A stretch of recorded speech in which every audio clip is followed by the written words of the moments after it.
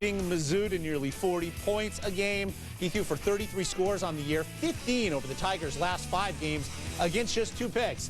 And Chris, of course, he could become the highest finishing Tiger in Heisman voting since, you guessed it, pitchin' Paul Christmas finished 3rd back in 1939. So there you have it, the 4 finalists. We've showcased them throughout this Sports Center tonight on ESPN. Someone will take home the Heisman.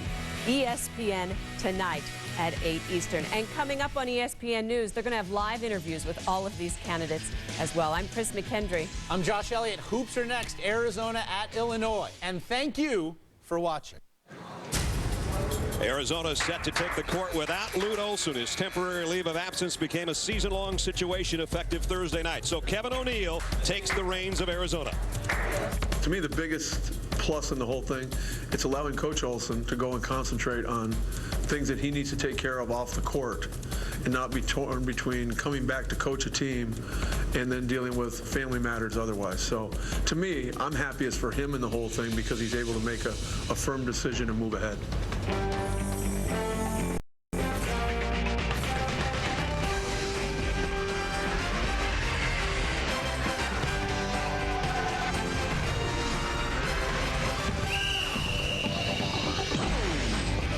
From the house that Michael built, the United Center in Chicago. This game is presented by Cars.com, and our matchup, Pac-10 against Big Ten. It's the number 24 Wildcats of Arizona against the Fighting Illini of Illinois. Welcome, everybody. I'm Brad Nessler. Lute Olson will not be coaching Arizona this year. He's asked for time off to take care of a personal matter, and while it hasn't officially been revealed, it is now apparent that he's filed for divorce from his wife, Christine. Whether or not that has anything to do with him taking the season off is only speculation, but he's a Hall of Fame coach and a gentleman who deserves his privacy. With that, the basketball season goes on with Kevin O'Neill. Let's bring in my partner, Steve Lavin. Lav, that changes things a little bit for the Arizona Wildcats. Well, you mentioned it, a Hall of Fame coach, arguably one of the top 5 or 10 coaches in the history of college basketball. So Kevin O'Neill, as an interim coach, is well aware, Brad, that he's stepping into some big shoes to fill. But he's had some great experiences, both in college as a head coach and an assistant and in the NBA. So he's going to have to be put to the task here this year. 23 consecutive NCAA tournaments for Arizona on the line this year. Let's take a look at our Star Watch. Well, Jared Bayless has been getting it done from long distance, Brad, off the bounce, creating them for himself and teammates. And Trent Meacham, the last 3 games, lighting up for the Illini. Coach Weber's giving him the green light. Don't think, Trent, just shoot. All right, Lav, let's take a look at our starting lineups first for the Wildcats of Arizona, who come in at 5-2. Bayless and McClellan in the backcourt. Up front, Buttinger, Brillmeyer, and Hill. And for the home team, Fighting Illini of Illinois, also 5-2. Meacham, Brock, and Frazier in the backcourt. The 3-guard offense for Coach Weber with Randall and Pruitt up front. Bruce Weber is 5th year. Look at the numbers, 117 wins. That's one of the top records over the last 5 years of anybody in basketball. Coming off a 23-12 season and a 4th place finish last year in the Big Ten. But in this building, this is the 39th time they've played in here, so it's almost like a home court, and they're 31-7 in the previous 38 matchups. Arizona coming off maybe their most impressive win over the weekend. Well, they're down 20 in Tucson. They're down 32-12 in the first half, came back to win that game going away. So maybe a crossroads win under Kevin O'Neill for this Wildcat team. We saw our officials Hal Lusk, Andrew Walton, and Kevin Matheson were underway in Chicago.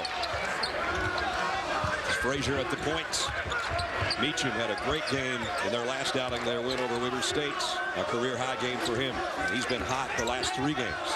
Something to watch is Sean Pruitt here early. So we see Meacham with the dump off, goes to Pruitt, able to draw the foul. Good penetration there by Meacham, playing with more confidence, more aggressiveness in the past couple games for the Illini. But we need to watch closely Sean Pruitt as he steps to the foul line. He's playing with a sore ankle. There were some questions whether or not he'd play, but he's got a starting streak like Cal Ripken on the line. And there's no way he was going to miss this ball game. 76 consecutive start, and the left-hander drops in the free throw. You can see he's got not only heavily taped, but basically kind of a brace on that ankle. And there's a good look at it. So we'll see how it holds up for for the 6'10 senior out of Aurora, Illinois. He's got the first 2 points of the ball game. Now, our viewers at home are not aware of the weather conditions, but talk about a chilly environment in here. You can hang some meats. You know, you get up and you look outside and you say, boy, what a sunny day. And then you make the mistake of walking outside. Here's Buttinger on the baseline, lost the handle out of bounds. You know, all kidding aside, when it's this chilly indoors, you have to wonder if it's not wise to play through the post here early. Go inside, take the ball to the rack, similar to playing on the playground when there's some wind conditions you're facing. So tough to get hot from the perimeter, but Meacham's going to give it a shot. Had it rattle out from 3. Kept alive, though, underneath, and a nice, strong move by Brian Randall. I think Randall really the key to the Illini season. He has to play with confidence and aggressiveness. Had an injury-plagued career. He sure has, and they hope a healthy season for Brian Randall, the redshirt senior out of East Peoria, Illinois. There's Kevin O'Neill, now the interim. I guess you can take it away, at least for the season, the interim tag to his coaching. 11 seasons as a head coach, including Marquette, Tennessee, Northwestern, Delaware State, and Tulsa. Block shot. Nice job defensively by Jordan Hill. Let's see if Arizona can at least get a shot off. They got back-to-back turnovers the last 2 trips. Realmeyer lost it. That's 3 turnovers in a row. That's not the way you want to start on the road, lad. Make it 4. And a slam on the other end. Oh, good look by Brian Randall up the floor, opportunistic. The Illini get out in transition. Everything has been at the rim. They're loving it at the United Center. Kevin O'Neill's not. Timeout, Arizona.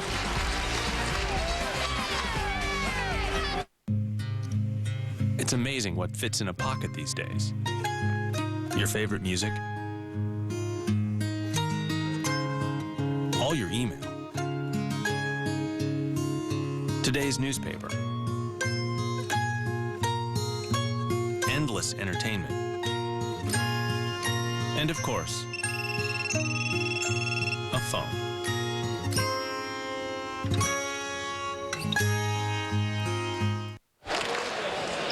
Even though the Wildcats were here yesterday, 3 turnovers. It's 9 o'clock in Tucson. Maybe they're still waking up, huh?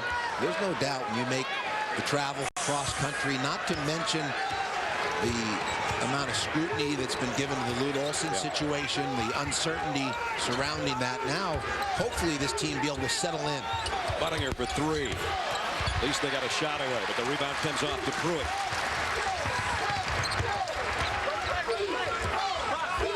Illinois runs a motion offense. They like to space the floor, probe out matchups, willing to put plenty of touches on the ball, get deep into a shot clock possession before shooting. The lob inside on the low block, trying to spin to the baseline. Double team down there. 7 on the shot clock. Brock kick out, extra pass, and it made it count with 4 seconds on the shot clock to Randall. They're playing a little hot potato. We talked about getting deep into the shot clock possession. That was an ideal, picture-perfect offensive possession for the Illini. 8-0 start for the Illini, and it might be 10 if Brock can get to the rack.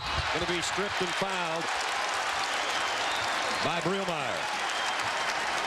Take a look at that offensive possession.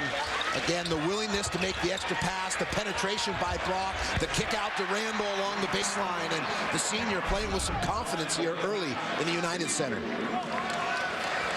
This is the 6th time in 9 games that the Illini have been away from Assembly Hall, and they're making this look like a gigantic Assembly Hall right now here in the opening couple of minutes with an 8-0 lead. You've seen the Illini play here over the years. They're very comfortable in this environment. They paint the house orange when they come to Chicago. Oh, both of those rimmed out. And Brock misses an opportunity to make it a 10-0 game. Still 8-0, 3 minutes in.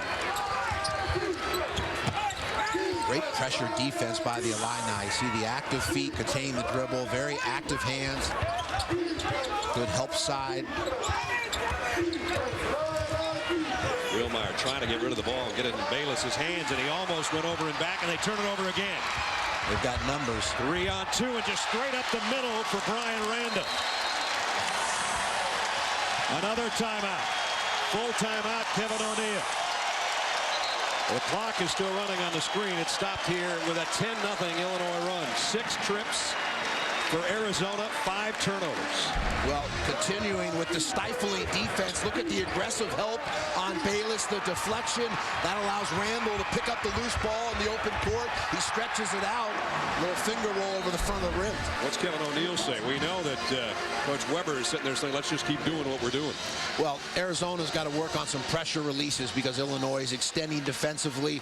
They can run some back cuts. They can obviously flash people into the gaps.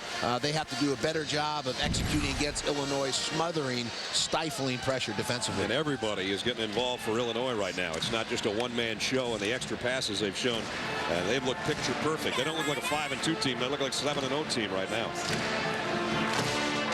Their losses have been to ACC opponents, Duke and Maryland. And Loud, this always looks great. You know, these early season matchups, interconference, you say, well, you know, it's December. Not everybody's into basketball yet. They're still thinking about the Heisman Trophy. Hey, the end of the year, when it says you beat Arizona or you beat Illinois, it looks pretty good. Well, you only get so many quality non-conference matchups, so you want to get the W when you can. You don't want to go home with an L if you're Arizona. Bruce Weber looking to get a W here. They've already beaten Arizona State over in Hawaii. It was a win against a good conference, but Arizona State a little down still in transition. They beat Oklahoma State, but lost to Duke and Maryland. This would be a chance to get a win over a quality program. Yep. They've already played a Pac-10 team that they did very well against. How about Arizona State? They started 20-0. They're halfway there against the Wildcats right now. Here's Buttinger. He stepped on the baseline. Goodness. That is 6 turnovers in 7 trips. They're not even getting shots at the rim. And again, the turnovers are empty possessions. At least you get a shot at the rim. You have a chance to get an offensive rebound. Got a chance to get fouled on a second shot. But a recipe for a blowout is the empty possessions on the road.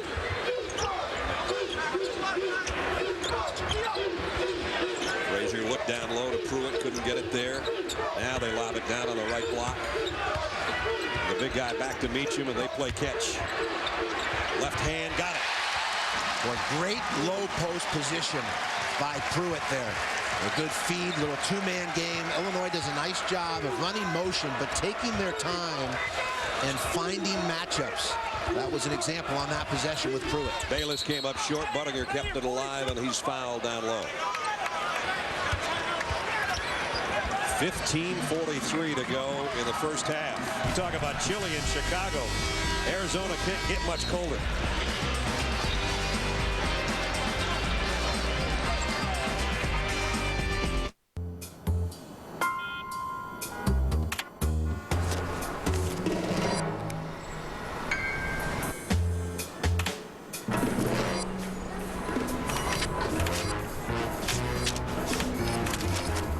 With 2 million vehicle listings to choose from on Cars.com, you can find the right car for you. That's it. Find the right car for you. Cars.com. Hey, Bob. Yeah, have you disinfected the area? Good. Now make a 3-inch incision between the 4th and 5th abdominal muscles. Shouldn't you be doing this? It's really straightforward. Listen, I gotta go, Bob. I'll talk to you later. Making important financial decisions on your own doesn't make much sense either. That's why Edward Jones prefers meeting clients face-to-face. Edward Jones, making sense of investing. Ranked highest in investor satisfaction with full-service brokerage firms by J.D. Power & Associates. The new Philips Norelco Architect. A shaver with flexible heads which pivot and rotate freely to give you a great shave even on the neck. Simplicity is making hard-to-reach places easy to reach.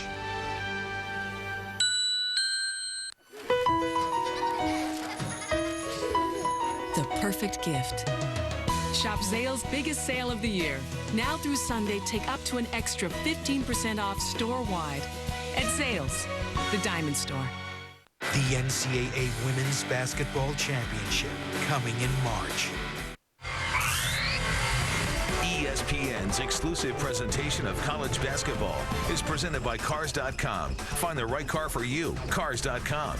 And in part by Philips Norelco. Philips, sense and simplicity. 12-0 start for Illinois, and the two big guys, Randall and Pruitt, sharing the load. They've got 6 each left. Well, precise offense for the Illini. Look at Sean Pruitt down low, and the Illini collectively probing or looking for a post catch. You see Pruitt step out, look for the matchup, then reestablish the block, take his time with the dribble and the little jump hook. Well executed. Right now, all high percentage shots. We take a look at Michael Jordan in the shadows here of the United Center. Mike can sit pretty much anywhere he wants here. Or he can go outside and look at his statue. He's got a season ticket, I'd say. Yeah, I think so. His son, Jeff, of course, on the Illinois basketball team. We might see him before the day is done. And another. That is 7 turnovers in, what, 9 trips down the floor? Well, not even getting shots to the basket. They're 0 for 2. So coming up on 5 minutes into the game, only gotten 2 shots off at the basket. I overstated. 7 turnovers in 8 trips. Not good. We got a lane violation on Illinois, and that is their first turnover. Now, Illinois on the flip side has gotten high percentage looks off of their defense. Defense creates offense, open court opportunities where the Illini have finished in transition. And then on the half court, they've been willing to make the extra pass and get the ball into the basket area, the paint area. Nick Wise in the lineup for the first time. Buttinger comes up short. At least he got a shot away. Hit the front of the rim. And back come the Illini, leading 12-0. Frazier tried to leave it for Pruitt, and he turned it over. Arizona looking to run 3-on-3, and finally McClellan with a score, and it came 5 minutes and 15 seconds into the ballgame. And we know about Buttinger and Bayless, but Juwan McClellan, the senior, a vocal leader, has to be that third contributor for Arizona to have success this year. And in rhythm, the Illini right back at you. The Alexander drills it from the outside, and he's in the score column for the first time. Alexander probably the second best catch and shooter for the Illini, behind Trent Meacham. Wise needs some help. And Hill is fouled by Pruitt as he picks up his first. Well, tonight coming up on ESPN, college football's heroes of the past. Welcome a new member to that exclusive club. Will it be Florida sophomore Tim Tebow? Maybe Chase Daniel, Missouri? How about Colt Brennan, Hawaii? Or Arkansas's Darren McFadden? Heisman Trophy tonight, presented by Nissan on ESPN at 8 o'clock Eastern Time. There's your 4 finalists. You know, Arizona's had a game on the road at Kansas, Allen Fieldhouse against the Jayhawks. So they played in tough environments before, but look as though this is their first time on the road. Here's Hill off the glass. Jordan Hill. Yeah, that game at Kansas, they took the Jayhawks to overtime before losing 76-72. Jordan Hill, a good-looking prospect at 6'10", very skilled, good footwork. Needs to become more productive on the boards. Right now, averaging just slightly over 4 rebounds a game. At 6'10", he's got to get that number up to 8 or 9 rebounds per game. Whistle foul's going to be on Daniel Dillon. That'll be his first. Mentioned the Wildcats' losses to Kansas in overtime. And they also lost to Virginia. They started off number 17 in the country and then dropped out of the rankings. They're number 24 right now, but Illinois looks like the ranked team, not the Wildcats so far. Mike Tisdale in the lineup for the first time, the big fella. Just a freshman and a young freshman at that. You say, what's the difference between a young freshman? He just turned 17. Here he is on a catch. The 7'1" freshman missed the shot on the baseline, but it's knocked out of bounds. It'll be Illinois ball. Chester Frazier there. One of the guards down low for the Illini, rebounding on the weak side. One of the better rebounding guards in all of America, Chester Frazier. Almost 7 boards a game out of one of your guards. Got a tenacity, a nose for the ball. That jumper rattled out, and the rebound comes off the Hill. There's Buttinger, spot-up jumper, and he's going to the free throw line. And was he outside the arc? I think he might have been. Could be 3 free throws here. It's a good push by Nick Wise in transition and kicking the ball up ahead to Chase Buttinger. The 3-point opportunity. One of the cardinal rules: don't foul a jump shooter. Yep, and this should be 3 easy ones for a good free throw shooter in Buttinger. Last year, freshman All-American, Pac-10 Freshman of the Year, as a matter of fact. Now, just when I say that, he misses the first free throw. He's actually a preseason honorable mention All-American on the Wooden list and the Naismith list, and You see his numbers this year, 18.4 coming in. Shoot 84% from the free throw line. Okay. And 0 for 2 here. He's in the freezer. Yeah, I take it all back. Got to get more flexion in his knees there, get a little more lift, coming up short on those first 2 free throws. His jumpers have been the same. He's at the front of the rim on the 3 jump shots he's taken. Put some oil in the joints here. There we go. Got the third, his first point.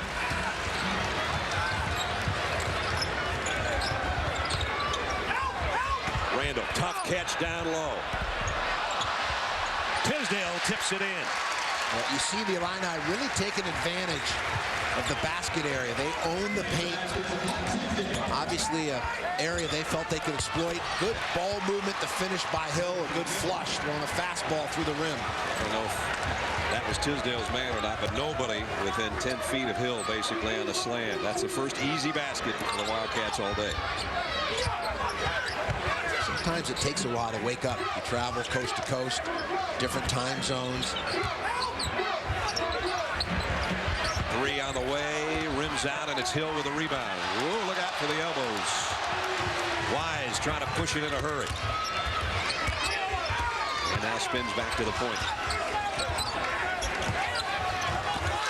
Looks as though Jared Bayless is struggling, laboring a little bit off the ball. He strained that patella tendon. Doesn't seem to be at full strength here in terms of his quickness, in terms of being able to free himself open. It's Hill again, and it strips. And a foul is going to be on Randall. So Arizona creeping back to within 9 with 11:55 remaining first half. Let go of the day. Go Outback tonight with a steak as thick and juicy. The salmon tender. Let's go Outback tonight. This holiday, let go. Everybody needs a holiday. Go Outback. All right. Customer service. Well, there's Sally. She's your new customer, and she worries. But if you ship her order with UPS, it'll email her. Hey, Sally, I'm leaving the warehouse. Now it notifies her. Hey, Sally, took a left in Louisville. Now it writes, hey, I'm right downstairs. Look, Sally's smiling. It's not customer service. It's your customer service with UPS.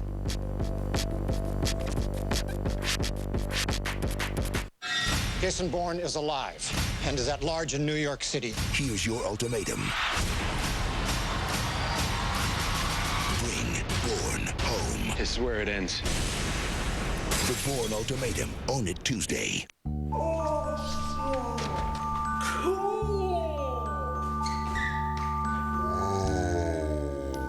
This year, get them a Home Depot gift card. It's a gift they'll use and a gift they'll love. The Home Depot. You can do it. We can help. Give the gift that doesn't just say, I love you. It says, I know you, and I love you anyway.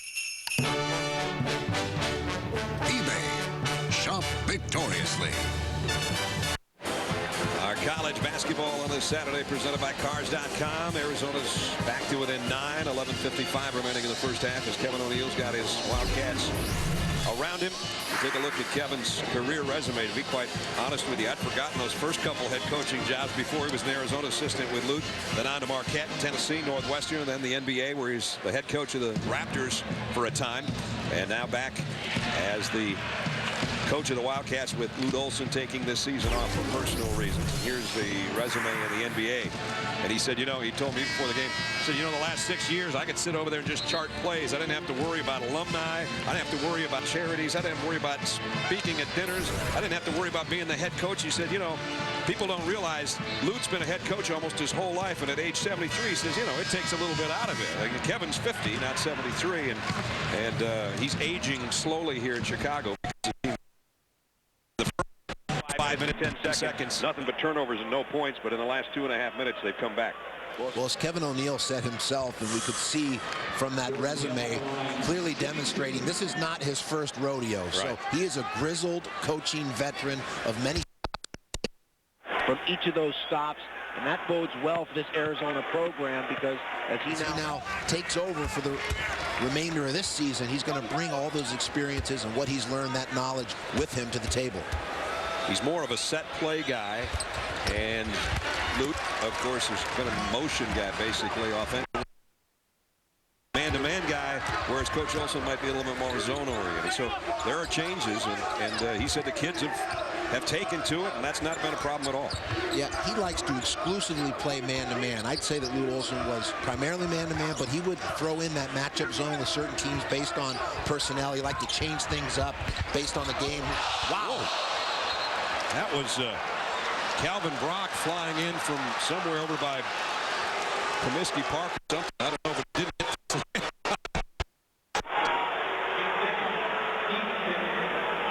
Wow. Superman. Where's the cape? We understand we're having some transmission problems, intermittent in and outs of the ball game, a technical thing that may have something to do with the cold, but we're working on it, and we'll get it straightened out as soon as we can. Brad Nessler and Steve Lavin with you.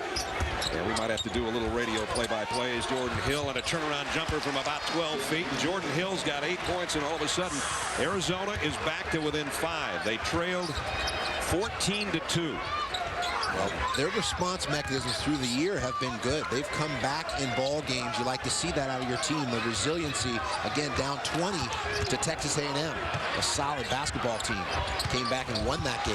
And Illinois turns it over. Arizona looking to run. Nick Wise all the way, and he's going to the free throw line, and he can make this a 3-point ball game. We talked about the slow starts, and it couldn't be much worse than no points and 7 turnovers, but since no turnovers and 11 points, you talk about hanging in there.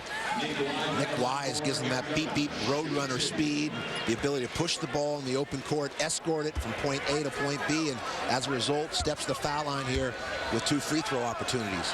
And with Bayless not at full strength, Nick Wise becomes an even more critical component for this Wildcat team today. Nick is coming off a season-high 8 points in that win over Texas A&M, and he is a considerably quicker Nick Wise than a year ago. He's almost 20 pounds lighter than last season. And wiser as well with a year experience. I knew that was coming. I set you up. That was like a big volleyball I just laid out there for you. But bump. An 8-0 run, Lab, for Arizona. And a whistle and a foul.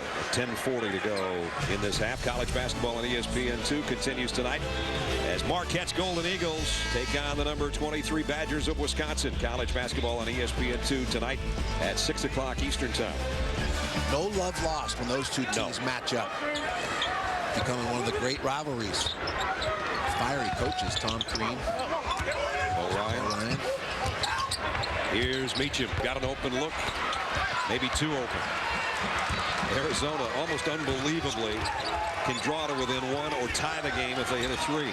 16-13, 10-20 remaining in the first half. Let's see if they go back. Wise is feeling it. Oh, and he got it. Tie game. Well, an impressive response by Arizona.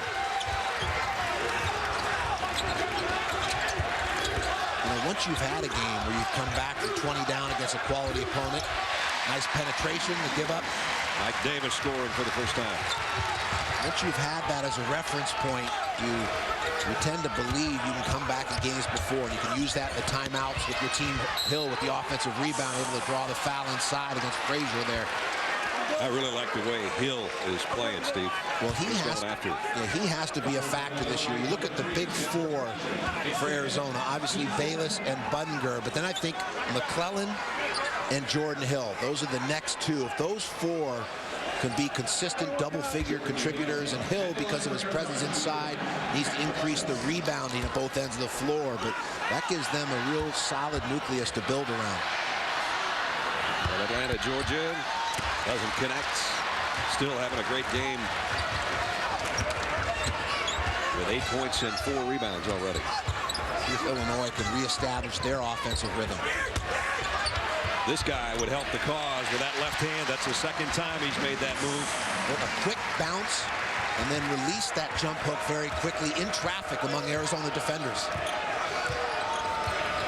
Wise, nice crossover dribble, trying to get to the rack, and stolen out of there by Meacham. Frazier swatted out of there by Hill. His second block shot of the day.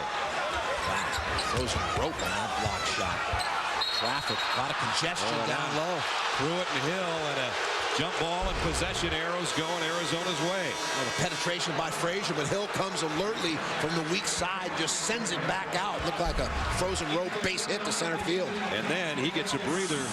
Not only did he get the block shot, he tied up Pruitt, and the possession arrow goes Arizona's way. So that was a great defensive stand by Jordan Hill. Let's give credit where credit's due. Nick Wise has really changed the complexion of this game.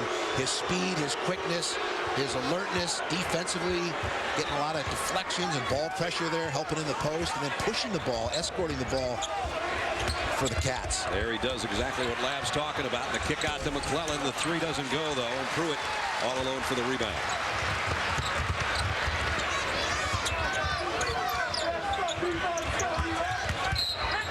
And a push as Brian Randall with a move to the baseline. And a foul will be on McClellan. That'll be his first. There's another example of Illinois running their motion offense and then clearing aside for Brian Randall to take advantage of his abilities to drive the ball to the basket and pick up that foul.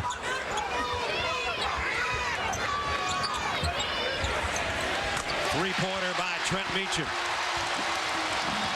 Good baseline out of bounds execution by the Illini. And now 7-0 run by Illinois. Meacham gets great lift on that shot. Wise is going to try a triple. He got fouled and there's no call. He got hit on the follow-through by Meacham. Everybody's watching the ball. At least that's my opinion. Here's McCamey, the freshman guard. Strong kid that they expect big things from. Pruitt, nice position. Down low. Score it. 9 straight for Illinois. Well, a high percentage finisher, Sean Pruitt, once again at the rim, able to use his dribbles, even in traffic, wisely to help position himself for better shots. That is a gift for a big man. Timeout. We'll look at Sean Pruitt down here again, looking to establish a post. He's got the good target hand, the nice lead pass, and then able to use that power dribble and just muscle his way up to the rim. A little weight room finish. You know, Kevin O'Neal's not going to take any timeouts back to Tucson, I can tell you that much. But the ones he's taken so far have proved effective. They went on an 11-0 run to tie this game at 16, and now it's 9 straight. It's kind of a streaky thing right now. Well, you have to love it when your team is able to respond from a team's run, because basketball is a game of runs. It's going to happen, but when you get down, you got to chip away possession by getting a stop defensively and then looking for a good shot. But the biggest difference is Arizona isn't turning the ball over anymore, and Nick Wise has really given the Wildcats a lift. So Arizona comes out with 7:52 remaining, and now they saw a 16-16 tie evaporate into a 9-point deficit, 25-16. You know, Illinois, the challenge for them is they make great runs based off their defense, but they expend great energy on every possession defensively. When you play that level of defense, sometimes you have to give a little bit on offense. So they do go through droughts because they expend that level of energy. They go through droughts on the offensive end, that is. Absolutely. Buttinger has not been an offensive force yet in this game, and he normally is. Well, Brian Randall is a lockdown defender, has the ability to shut your water off, and he's doing it in this game against Chase Buttinger, but it opens up other opportunities for the Wildcats. Well, Lucas Perry knocks down the jumper, and he gave up a 3 and stepped inside the line, but he knew, I guess, his range because he nailed that one, and that stops the 9 straight points for Illinois. Both these coaches using their bench very liberally here early in the game, wanting to keep fresh legs on the floor. Meacham's going to try another triple. This one comes in and out, and Wise with a rebound.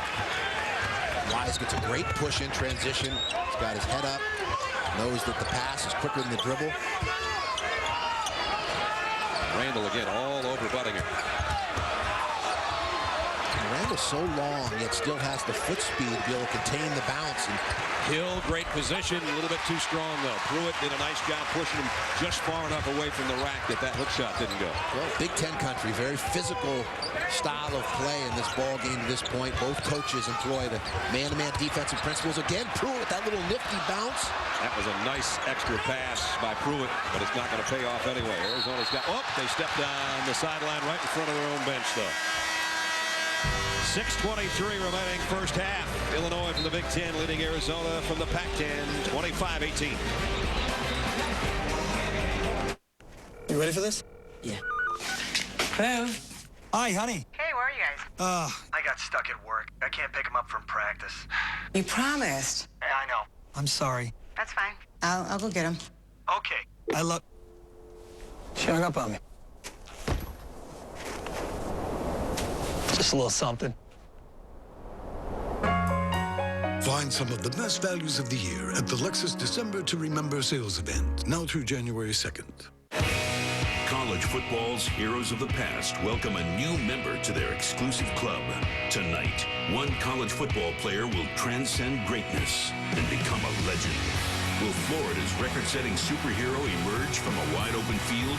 Arkansas's two-time finalist, Missouri's gutty leader, or Hawaii's unbeaten senior warrior?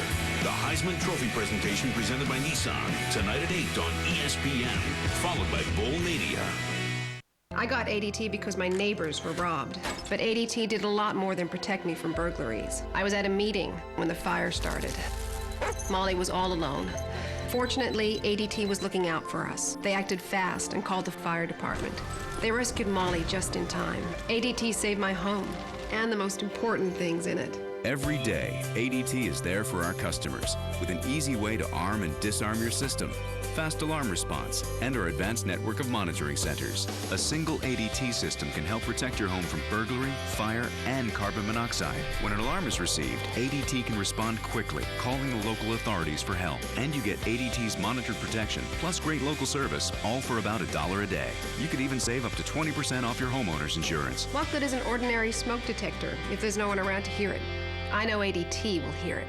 Call now and save over $250 when you buy ADT's family package. ADT, always there. Maybe just joining us, Arizona watched Illinois jump out to a 12-0 and then 14-2 lead. Then they went on a run of their own and tied the game at 16. Then a 9-0 run by the Illini to regain the lead. And the big story, that guy has 1 point. And Jared Bayless, the leading scorer for Arizona, has none. 1 point between your top two scorers, not good. Well, on the flip side, look at Illinois. Combined, Brian Randall and Sean Pruitt, 7 of 8 from the field. So the leading scorers for the Illini getting it done. Leading scorers for Arizona not getting it done. How's that for putting a bow on that fire? There you go. You got it. McCamey will inbound for the Illini. 6:20 remaining in the first half. Both teams at 5-2. One ranks Arizona number 24, Illinois not. They're playing like it right now. You look good in those earmuffs this morning. In fact, they matched your tie. Nice cut inside by Randall there from the weak side.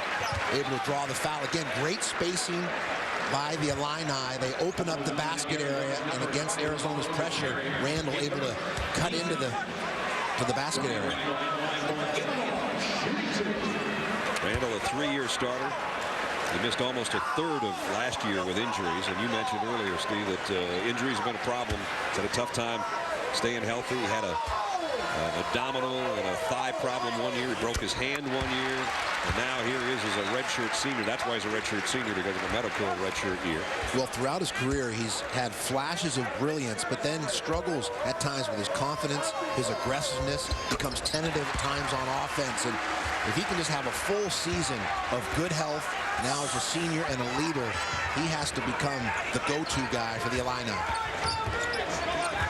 He's played the part today so far, that's for sure. He's always been a solid defender, at times almost unselfish to a fault. Bayless has yet to score. Still hasn't. Rebound comes off to Tisdale. His long arms got him that one, and this one a ricochet. It's going to still be Illinois ball. Last touch by Arizona. And there you see the senior telling the freshman something. Well, he wanted McCamey. Randall wanted McCamey to throw a lob in transition where he can go stretch out and get it. He's got the verts, the hops. Don't throw it in traffic when I can jump up there and get it.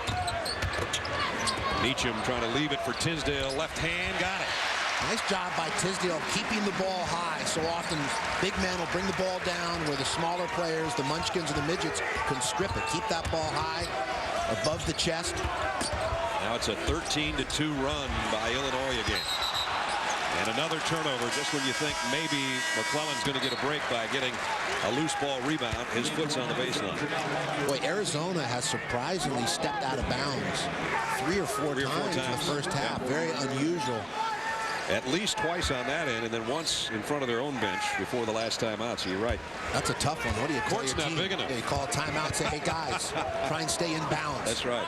Let's start with that. This is the same size court we have back home. Maybe a bigger venue, though, the home of the Chicago Bulls.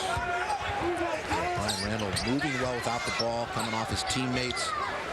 Screens. McCamey after Meacham, under 10 on the shot clock for only about the second time today.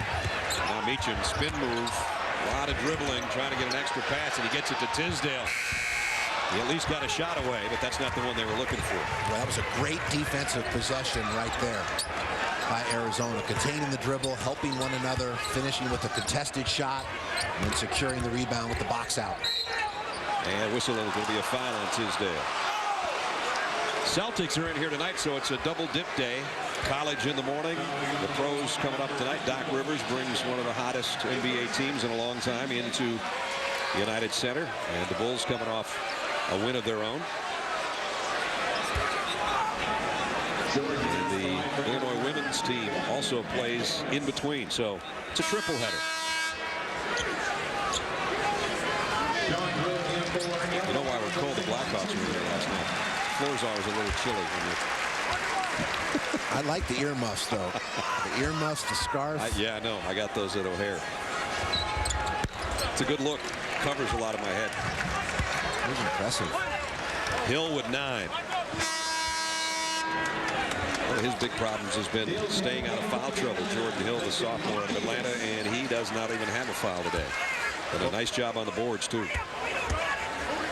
A high percentage finisher coming into the game, shooting 66% from the field. That's the highest on the Wildcat team.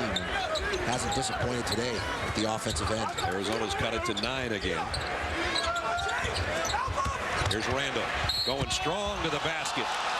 Goes down hard. An offensive foul. A good rotation defensively here by Arizona. Jordan Hill coming over. A little question there by the home fans as to whether he was set defensively, but you have to like the fact that that help was coming, something Kevin O'Neal has been working on with this Arizona team. Randall went down hard, but apparently he's okay, and they're just going to get him out of there because he's got 2 fouls and he doesn't need a third one before halftime here, as we've got 4 minutes left. Buttinger still looking for a field goal. Tipped, and it's going to be an over the back on Jamel Horn. Just under 4 minutes left first half. Fighting Illini leading Arizona by 9. Welcome back to the Capital One Mascot Open. Joe Bruin, hoping to salvage a possible... never mind. Don't miss Capital One Bowl Week, December 20th through January 1st, live on ESPN and ESPN2. This week on E60, the extraordinary rise of college hoops phenom O.J. Mayo.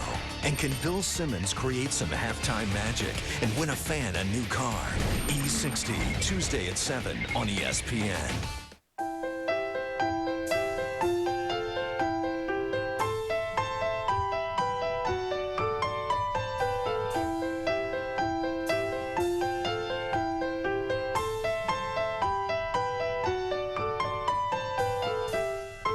If you don't get everything you want this holiday season, there's no law that says you can't get yourself a little something. The Lexus December to Remember sales event, now through January 2nd.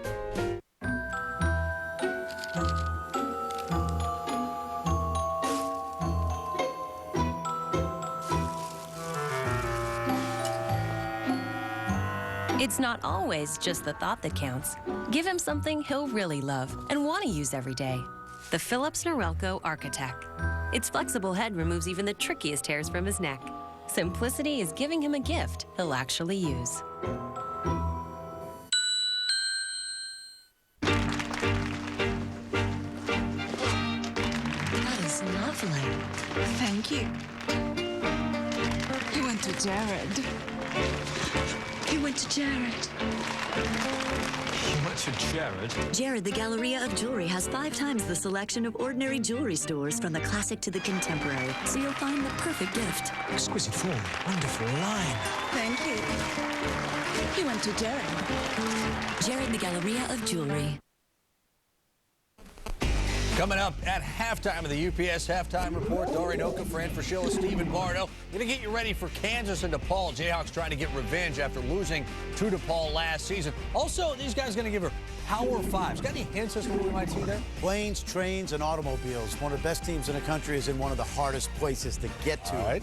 Yeah, mine is not dominated by this tremendous freshman class that we're hearing about all season long. All right, a little tease there for the Power Fives. It's coming up the UPS Halftime Report. But now back to Chicago, guys.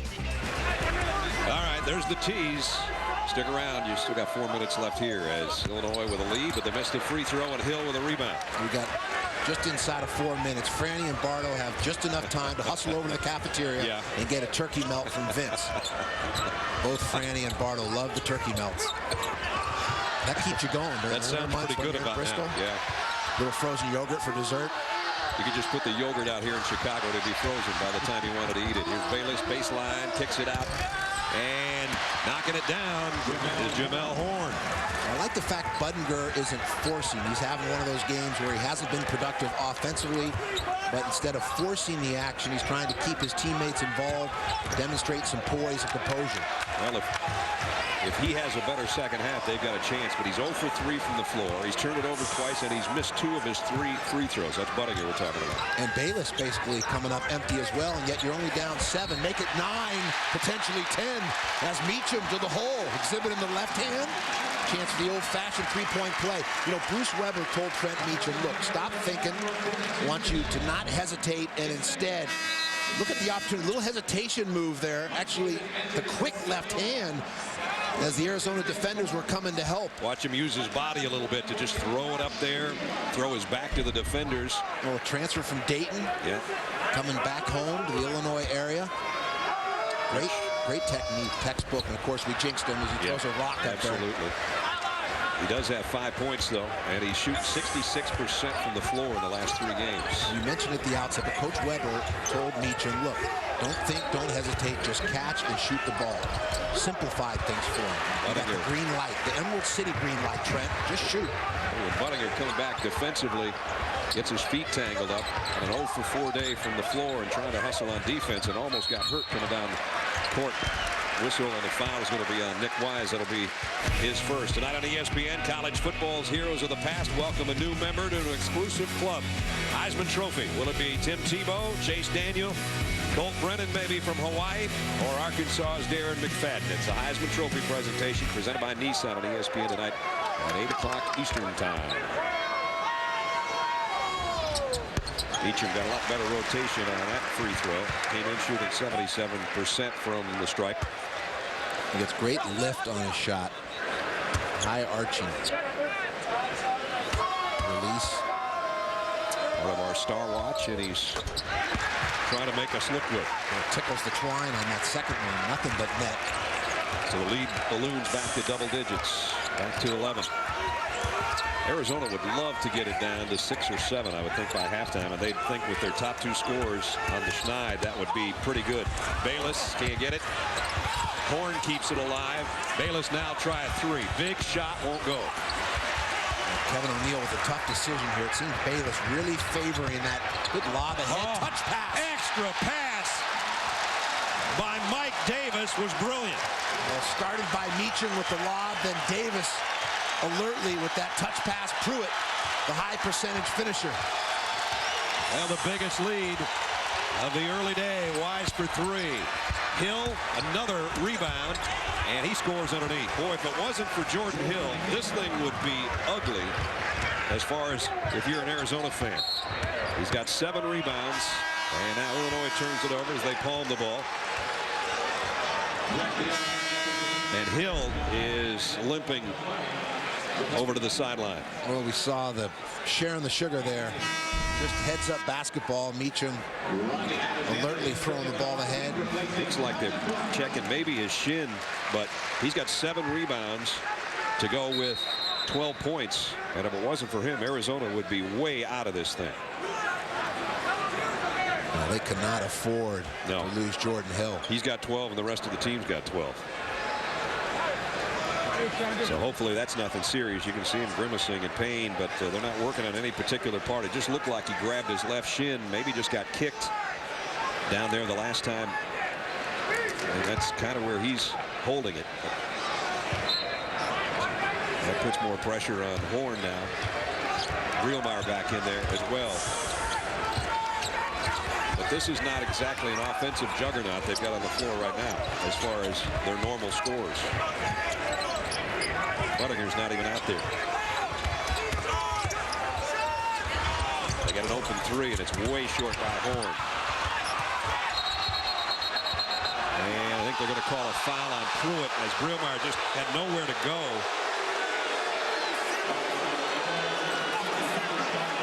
He was trying to find a place to pass, but his leg was buried under Pruitt, who was going down. Sean Pruitt just fell down. And Coach Weber's saying, what did he do? He didn't commit a foul. He just fell on the floor.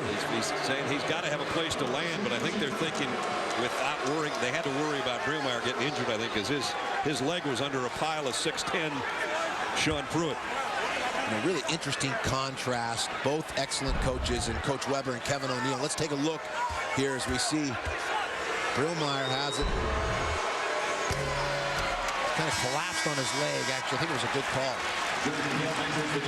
But the contrast in the background, Bruce Weber, 19 years under Gene Cady, and moved on to Southern Illinois, built that mid-major program into a powerhouse, and now has the Illini as one of the better programs in the country, as the numbers indicate over the last 4 or 5 years. Realmeyer got 1 of 2. Arizona not helping itself from the free throw line either in this first half. They're down by 10. And we're down near a minute.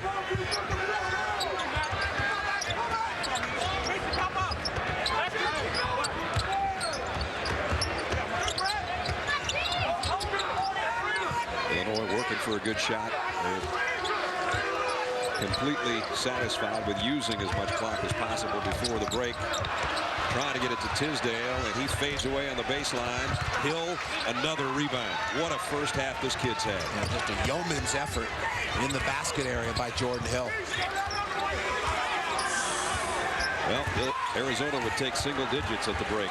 I said 6 would be nice. They'd like to get it down to 8. Well, the number of turnovers, your 2 leading scorers, ice cold from the field. You're still in the ball game. Boy, he's still got a pretty good drive there. They'll get another chance. That never hit the rim, so the shot clock keeps going. And Bayless finally got one, and it's a 3. If at first you don't succeed, try and try again. That's the confidence, the scoring mentality of Jared Bayless, a point guard who can put up big numbers. Keeps coming right back at you. Quick timeout. They've got it at 7. Bayless 1 out of 7 from the floor, but the one that's the most impressive is the one he just hit. But if it wasn't for Jordan Hill, it would have been a long day for Arizona. Well, all of Jordan Hill's skills on display. We see the block shot from the weak side, another block, send it out, and then offensively, a little one bounce, some contact, kisses the ball off the glass and gets the carom, a little spin move, and a mid-range jumper. So he is one of many capable big men in the Pac-10. We always think of the Big East or the Big Ten as the physical conference, but look at the number of players over 6'10" out west, the land of the Giants.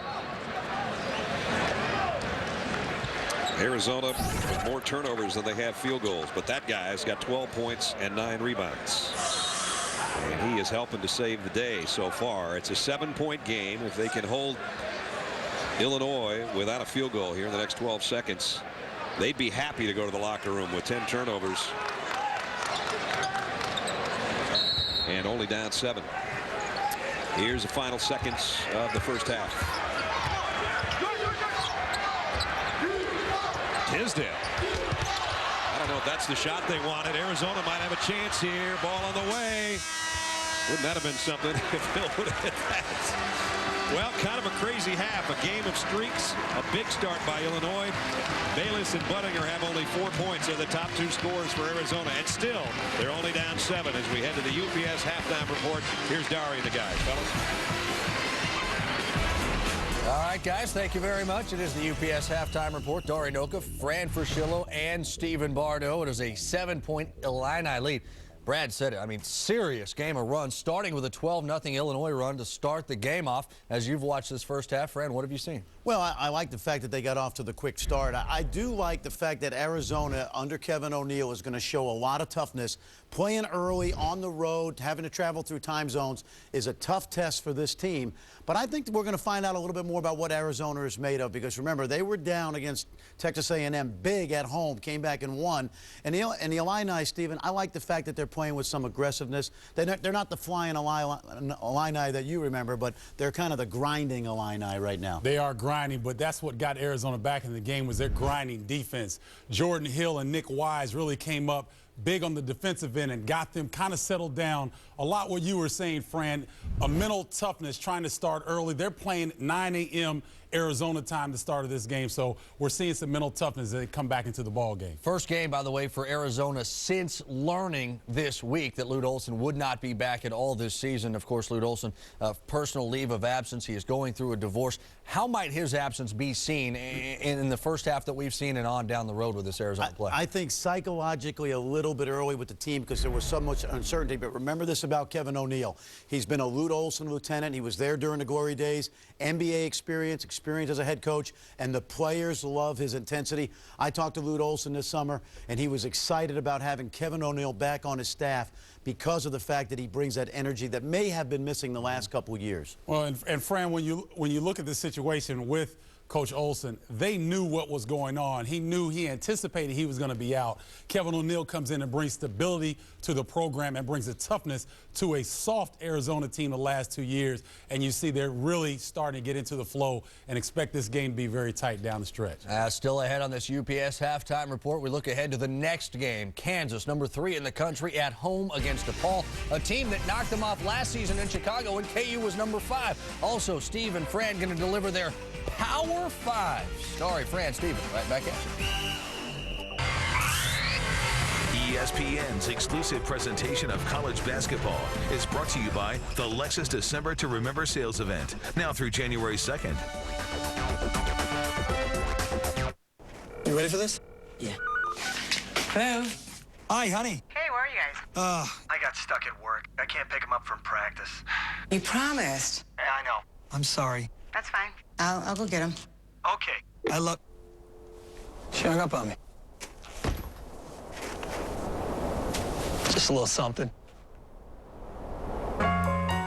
Find some of the best values of the year at the Lexus December to Remember sales event, now through January 2nd. We have one cheesecake bite left. Should I split it in half? Yeah, split it even. Okay. There you go. Okay, actually, I think yours is a little bit bigger than Is it? mine. Okay. So. There. No, they're the same. Cool. Equal. Yeah, thanks. I feel better now. Yeah, it's fun to share. For you. Cheesecake Bites, now at Sonic. Warm cheesecake and a graham cracker crust with a new caramel cinnamon dipping sauce. And stop by Sonic for happy hour. Half-price drinks and slushes every day from 2 to 4 p.m. The first step is admitting you're addicted. The second step is to feed it. Now we're gonna have some fun. Own season 6 of TV's most addictive show. 24 on DVD today.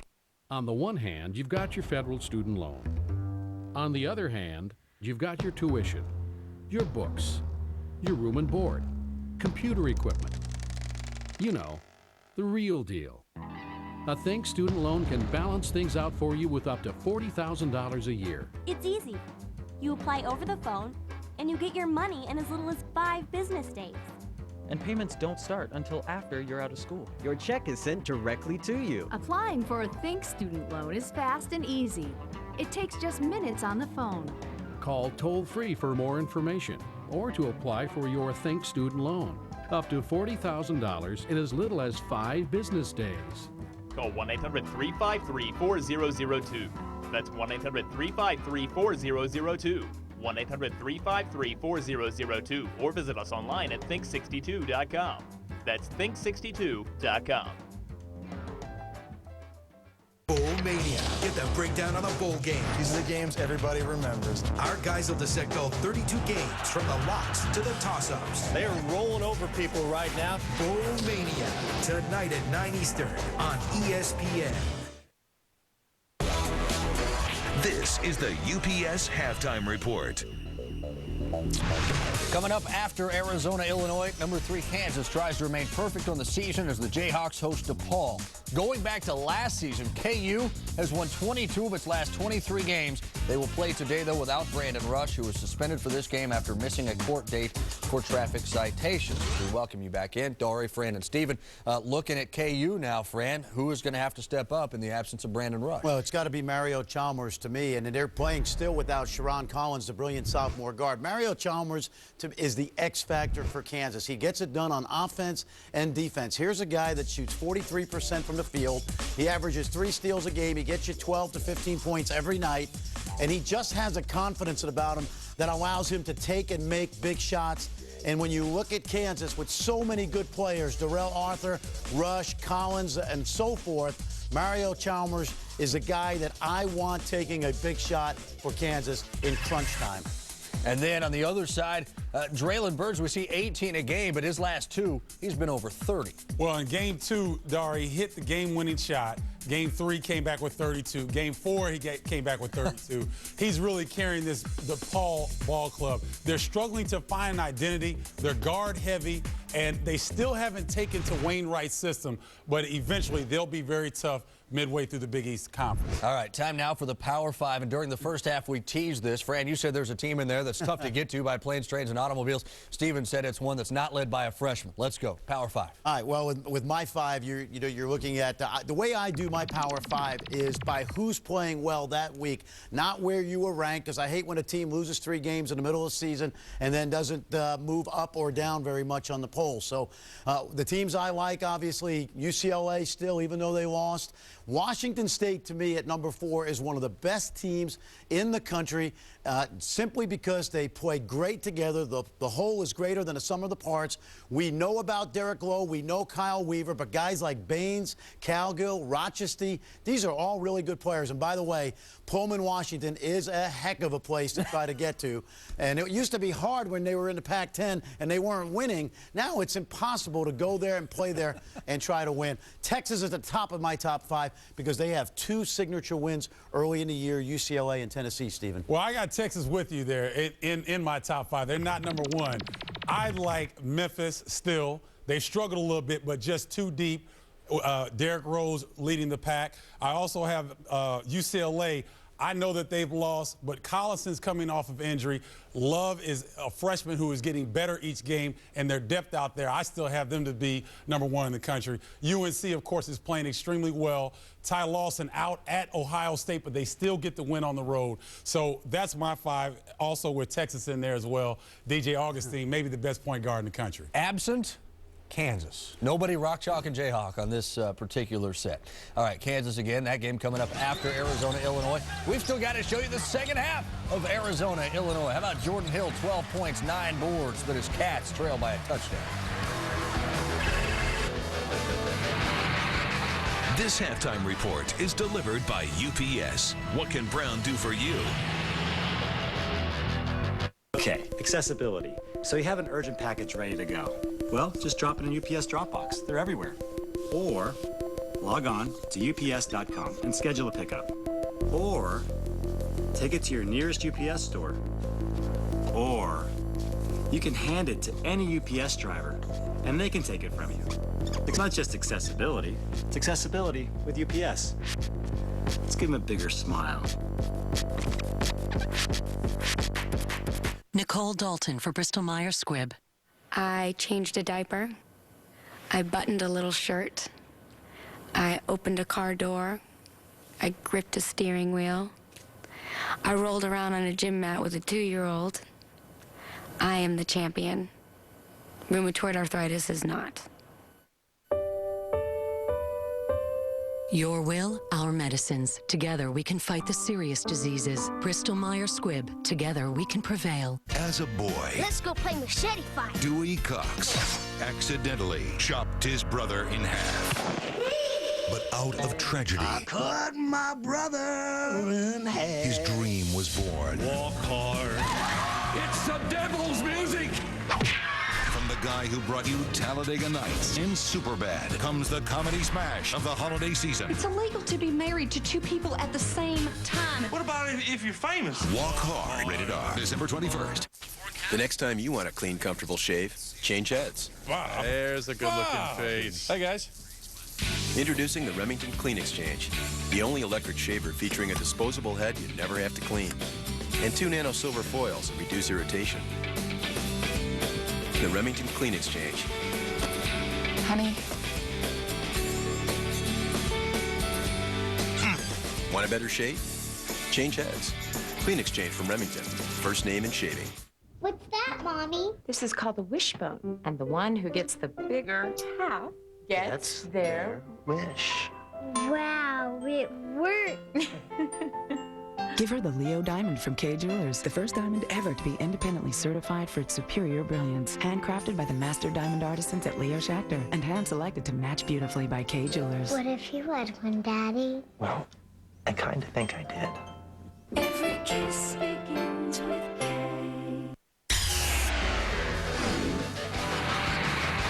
This halftime report is delivered by UPS. What can Brown do for you? After a season that set new standards for uncertainty, the most unpredictable race in recent memory for the game's most prestigious award. The drama, the honor, the history, the Heisman. Saturday at 8 Eastern on ESPN. Could be a tight one. Tebow, McFadden neck and neck. Find out tonight, 8 Eastern on ESPN. Elsewhere, Rex Grossman likely out the rest of the season with a sprained MCL for the Bears. Eric Gagne declines Boston's offer of salary arbitration. By the way, the Rangers closed any shot of bringing back Eric Gagne, and Gilbert Arenas has been cleared to begin rehabbing his left knee after having surgery on November 21st. Second half ahead from Chicago. Sean Pruitt, 12 points for the Illini. Illinois up 7 on Arizona. Back to Brad Labb in Chicago. Next.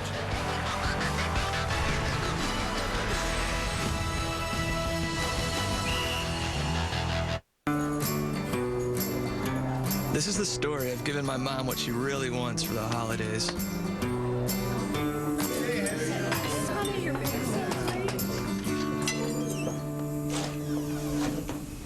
I don't know if she was more surprised at what I got. Let me look at you. Or how good I looked in it. Yeah, I'm glad I didn't go with that crystal turtle.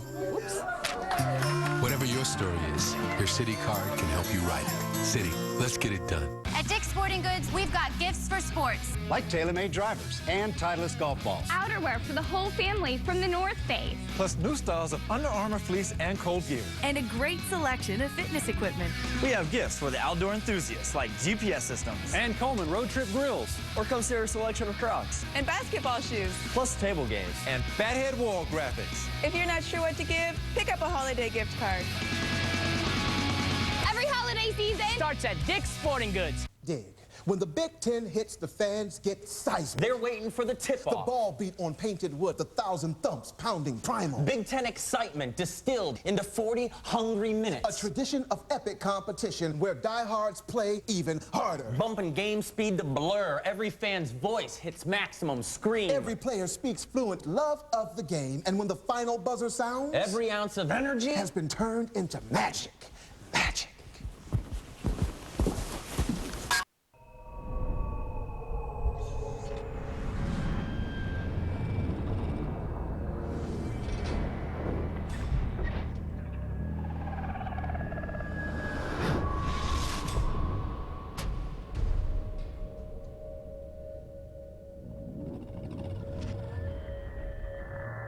The Lenovo ThinkPad with a magnesium alloy roll cage, powered by Intel Centrino Pro processor technology.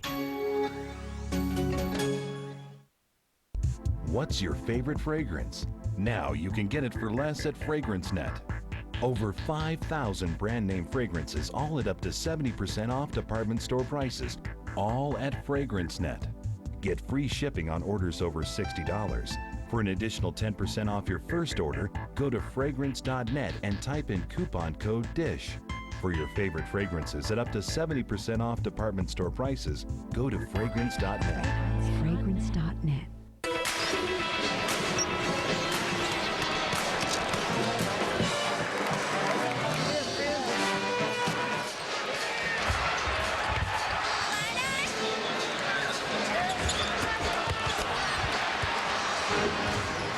Our basketball from the United Center presented by Cars.com. Halftime 35-28. Illinois on basically their home floor leads the number 24 team in the country. Welcome back, everybody. Brad Nessler and Steve Lavin. Lav, if I tell you that the top two scorers for Arizona had 4 total points, the team was shooting 36%, and they had 10 turnovers and they're only down 7, you'd say I was on Rush Street till like 3 this morning, wouldn't you? And you add in the fact he traveled cross country and the Lute Olson discussion and the fact that he's decided to step aside for the year. So Kevin O'Neill has to be happy that his team's within striking distance. Right. Illinois going to continue to do a good job at dumping the ball down low.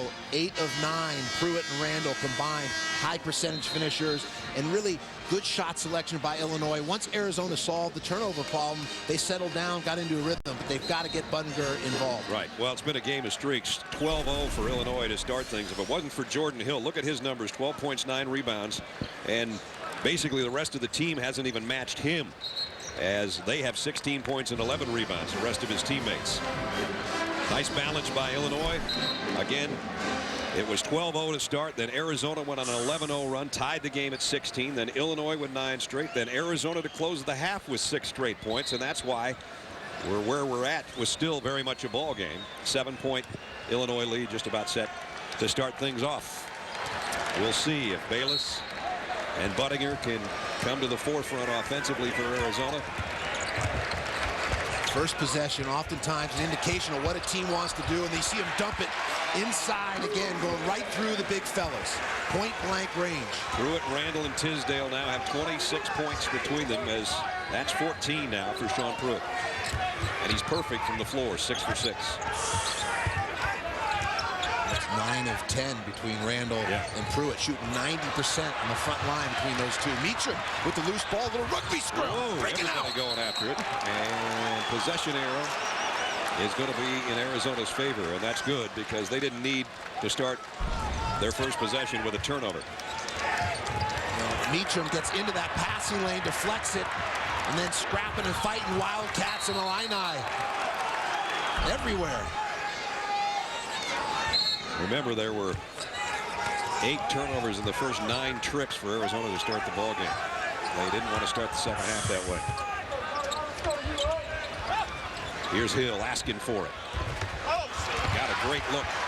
Just didn't drop.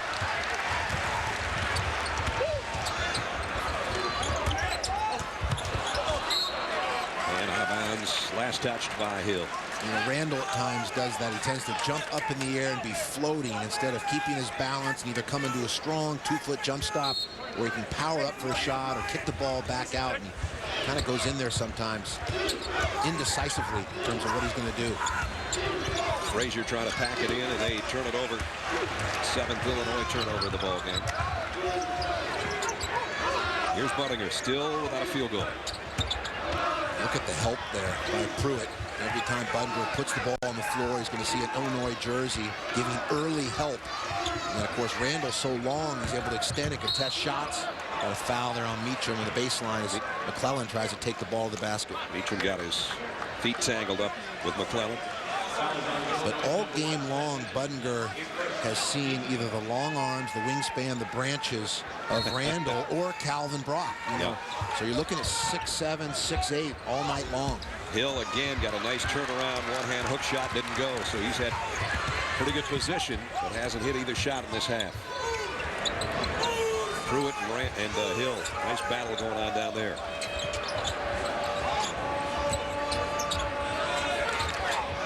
Look at the pinning and the sealing by Pruitt. He's even pointing where he wants the ball.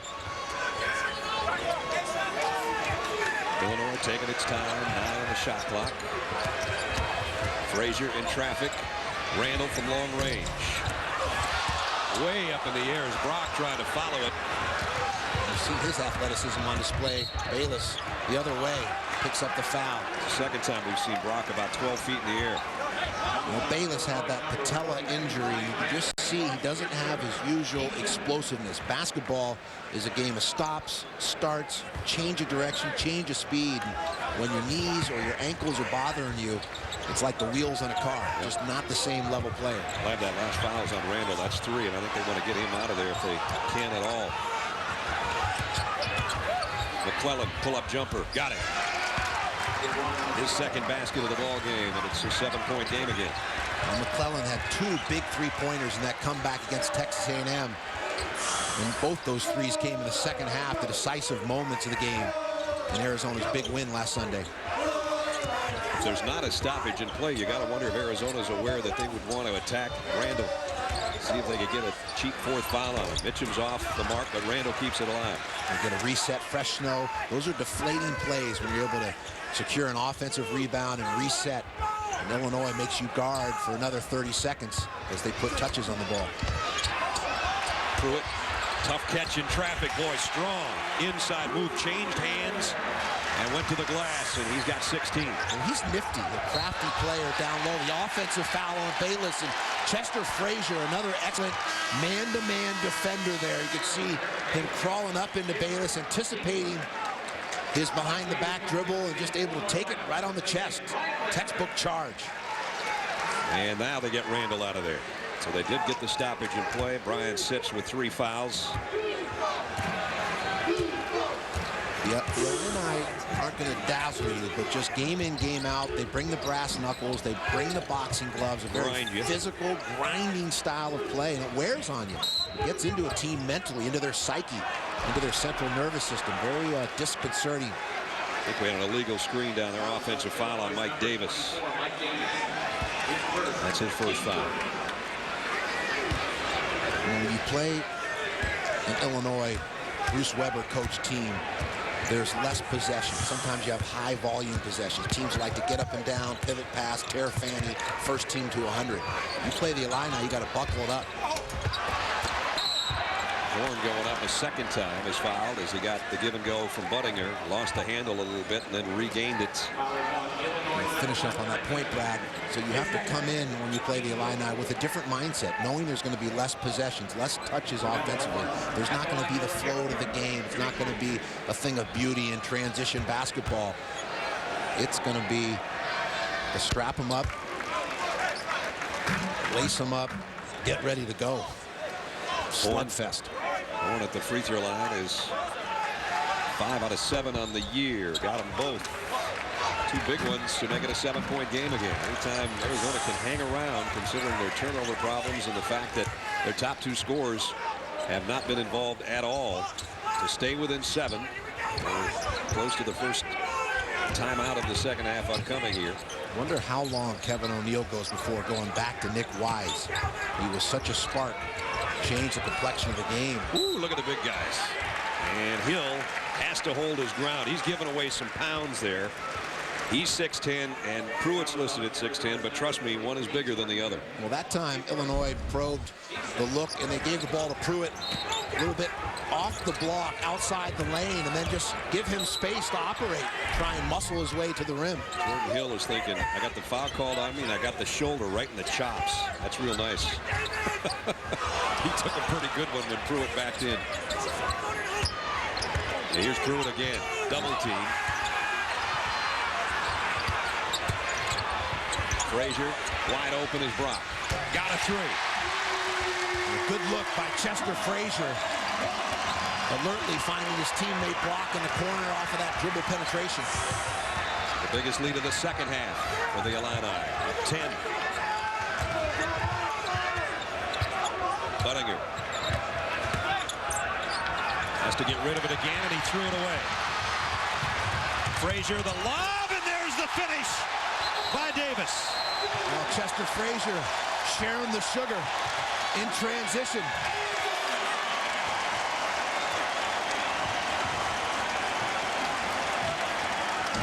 Defense leads to offense, Brad. Frazier, a little razzle-dazzle. One more time, take 2. Timeout, Illini.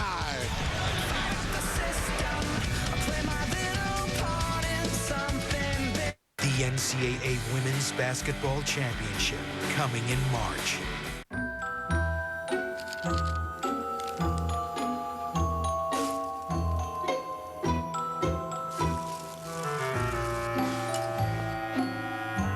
It's not always just the thought that counts. Give him something he'll really love and want to use every day. The Philips Norelco Architect. Its flexible head removes even the trickiest hairs from his neck. Simplicity is giving him a gift he'll actually use. On Tuesday. That's gotta be Bourne. It's the ultimate DVD for your collection. The Bourne Ultimatum. Own it Tuesday. Find the perfect gift. Shop Zale's biggest sale of the year. Now through Sunday, take up to an extra 15% off store-wide at Zale's, the Diamond Store. Cholesterol. It can come from a casserole, creamy tuna and peas, and your grandmother, Louise. From Mom's lasagna, extra cheesy, and your pop, Petey. A healthy diet is important. When that's not enough, adding Vytorin can help. Cholesterol comes from two sources, food and family. Vytorin treats two sources. Only Vytorin helps block the absorption of cholesterol from food and reduces the cholesterol your body makes naturally. Vytorin was also proven in clinical studies to lower bad cholesterol more than Lipitor alone. Vytorin is not for everyone, including people with liver problems, women who are nursing, pregnant, or may become pregnant. Tell your doctor right away about unexplained muscle pain or weakness, which may be a sign of a rare but serious side effect. Certain medicines or foods may increase your risk of getting this serious side effect. Simple blood tests are needed to check for liver problems. So eat right, stay active, but if that's not enough, ask your doctor about adding Vytorin, the only medicine that treats the two sources of cholesterol. Kevin O'Neill, who will be the coach of the Arizona Wildcats for the remainder of this year. Lute Olson, who has taken the rest of the year off to deal with personal matters. And the athletic director from Arizona is always in support of Coach Olson to take his private time to deal with his personal matter. And so, Coach Olson, we wish you the best in taking care of your situation, and we hope you'll be back with us next year. There's Wise. You wondered how long it would take before he got back in the lineup, Lab, and he's back in there. Little two-man game. Like Marcus Haynes there. Dribbling the ball on the baseline, kicking it out, a turnover. Bayless got up in the air. Game for the Wildcats. You're not kidding. Illinois by 12. 14:45 to play in Chicago.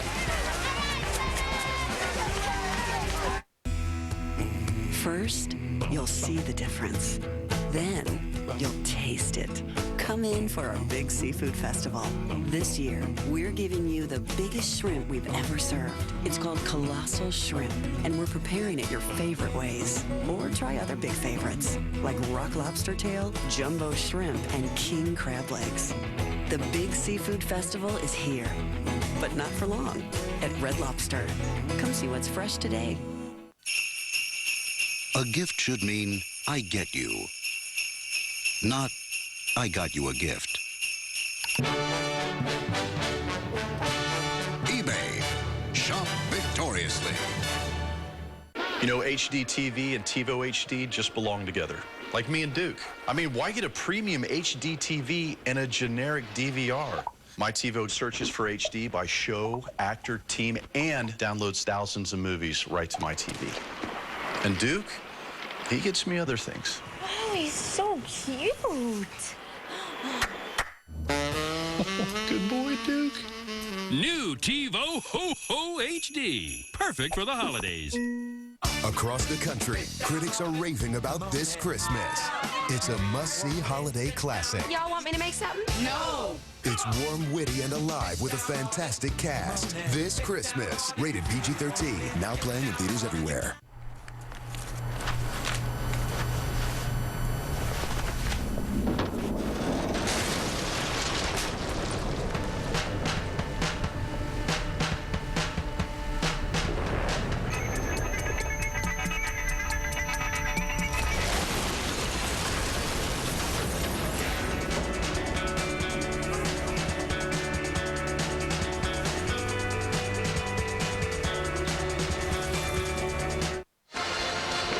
Second biggest lead of the ball game right now, the biggest of this half for Illinois, up 12 with 14:45 to go. Don't forget more college basketball coming up on ESPN2, 6 o'clock Eastern tonight.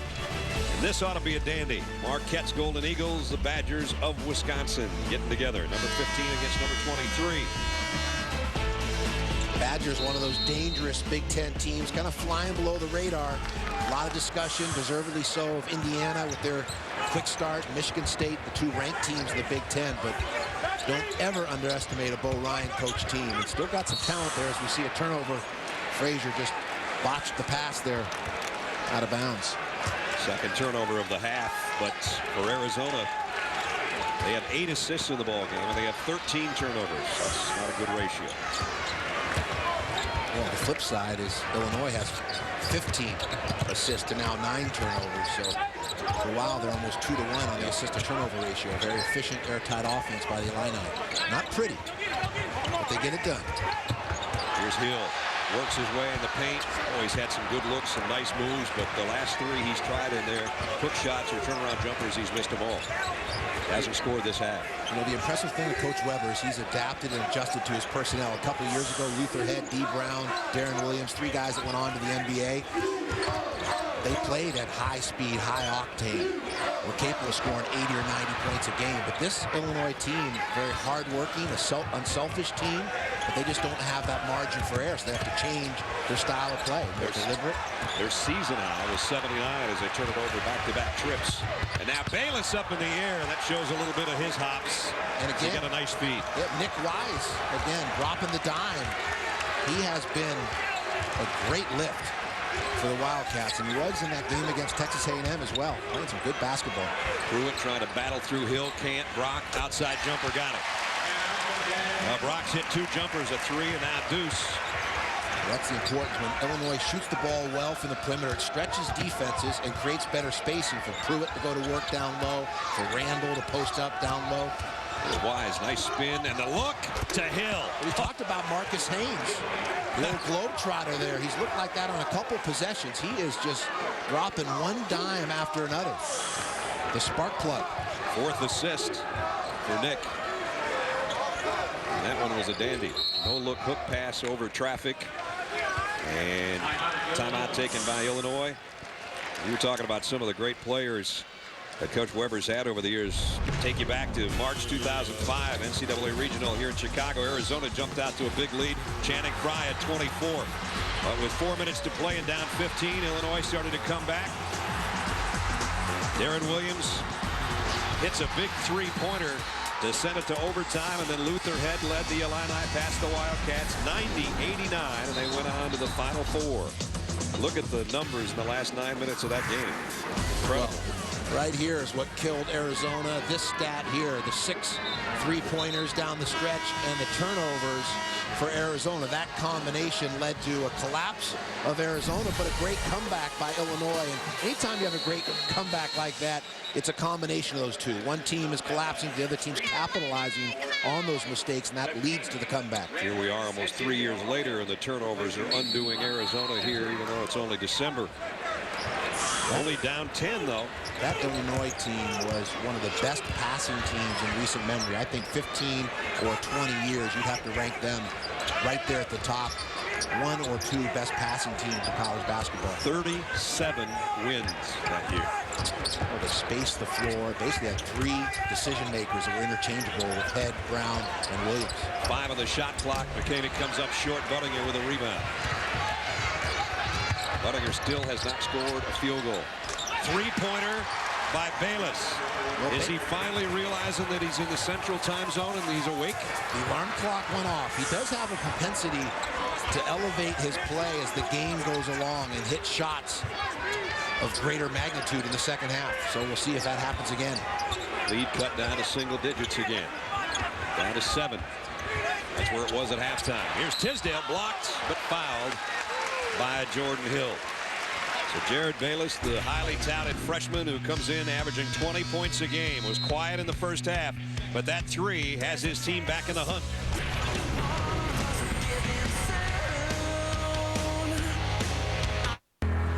I think that possibly, maybe I'm falling for you.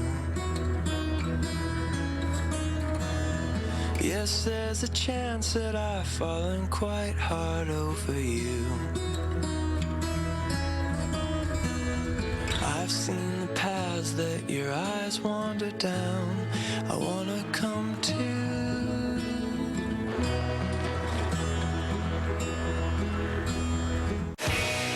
college football's heroes of the past welcome a new member to their exclusive club. Tonight, one college football player will transcend greatness and become a legend. Will Florida's record-setting superhero emerge from a wide-open field? Arkansas's two-time finalist, Missouri's gutty leader, or Hawaii's unbeaten senior warrior? The Heisman Trophy presentation presented by Nissan, tonight at 8 on ESPN, followed by Bowl Mania. If you're remodeling any portion of your house, you can't afford to miss this information.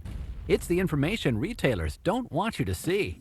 Our whole entire house of cabinetry was going to come to a little over $60,000. Direct Buy came back with $38,000, so the savings is almost too good to be true. One of the estimates that we had gotten was $10,000 to redo this small bathroom. It ended up costing us, with everything, including labor, under $3,000. Just on our kitchen alone, we saved almost $10,000. It adds up to about a $30,000 to $40,000 savings overall. Call the number on your screen now to receive your free insider's guide to buying direct. Plus, you'll also receive a free visitor's pass for an exclusive tour of your local Direct Buy showroom. Call the number on your screen right now to get started buying the Direct Buy way. Stop paying retail and become part of Direct Buy, the private, members-only showroom and design center. Don't wait another minute. Pick up the phone and call now. Sometimes it can be lonely around the holidays, especially when you're sitting with a whole bunch of Illinois fans. That guy either made a long trip or he's been transplanted to Chicago from Arizona. Either way, he's seen his team battle back. There's more than one in here. 7-point game, 11:50 to go. Jared Bayless started the game missing his first 6 shots. He's hit his last 3, including a big 3-pointer to make it a single-digit game with 11:50 remaining. Well, if you're Coach Weber, you're happy with the fact at this point in the game you've been able to limit Chase Budinger, but you have to wonder at what point does he break out. He is such a capable player, has so many weapons in his offensive arsenal.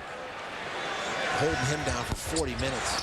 Boy, that's big. 2 missed free throws. And the ball out of bounds to Arizona. Tisdale missed them both. Hill had nice position, had it knocked away from him out of bounds. And here's Arizona, lab down 7, chance to cut it to a handful. You know, some of it clearly with Budinger is scouting and personnel, and Ryan Randall is a lockdown defender. And collectively, Illini's, we see Bayless inside to Hill. Oh, nice job. Nice move. Bayless moving well without the ball, coming off the screen, and then recognizing Hill being wide open, make it down low, going to work. Within 5, and you can hear a hush in the United Center right now. 9-2, Arizona push. They leave Davis open. He's knocked down a 3 already in the ball game. Tisdale fouled from behind by Hill, and now Jordan Hill, who I mentioned earlier, we want to keep him out of foul trouble, and he's got 3 all this half. Look at this execution, Brad, as we're going to take a look at Bayless and Hill working together. Hill's going to come down, Bayless is going to come off, and then find the opening down low as we see the slip there and the flush by Jordan Hill. Well executed. You know, the way Bayless came around that pick, Steve, it almost looks like his legs get warmed up or something. He showed a little extra gear to get out there to take that pass and then deliver the one down low to Hill. Excellent vision there and the alertness to see Hill rolling to the basket. Hill out of there now. And a foul. And it's on Bayless, his second. This is a stretch in the game where clearly Arizona has momentum. They are closing in, making a run, and now how Illinois responds and tries to reestablish some offensive flow or rhythm. Frazier trying to get it back out on top as they got a fresh 35. Randall all the way to the rack with a left hand, used his body brilliantly there. 10 for Randall. Wise going the other way. Nick Wise. That is a tough shot. Leaning, falling to the floor, a kiss off the glass. And now Pruitt gets tangled up down there with Realmeyer. And Pruitt picks up the foul. That's 3 on him. So Randall and Pruitt each with 3. Nick Wise at both ends of the floor, a big factor. This is a tough shot. 2 elbows down his tonsils. Contested shot, falling to the floor, and the smooch, Aru, off the glass.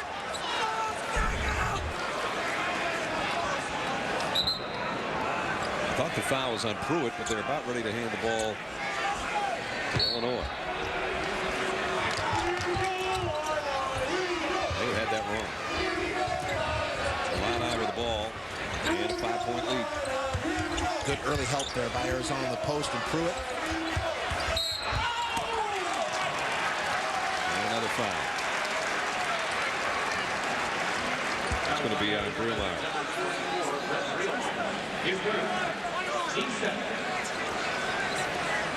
Kevin O'Neal's going to go to his bench, and this is going to be the first we've seen of Kirk Walters. He's still trying to work his way back into fitness. Had mononucleosis last year and has played very little. In fact, he's played, what, 2 minutes? No, 8 minutes this year, and he played about 3 minutes last year. Pruitt's got to get better elbow lift on that shot.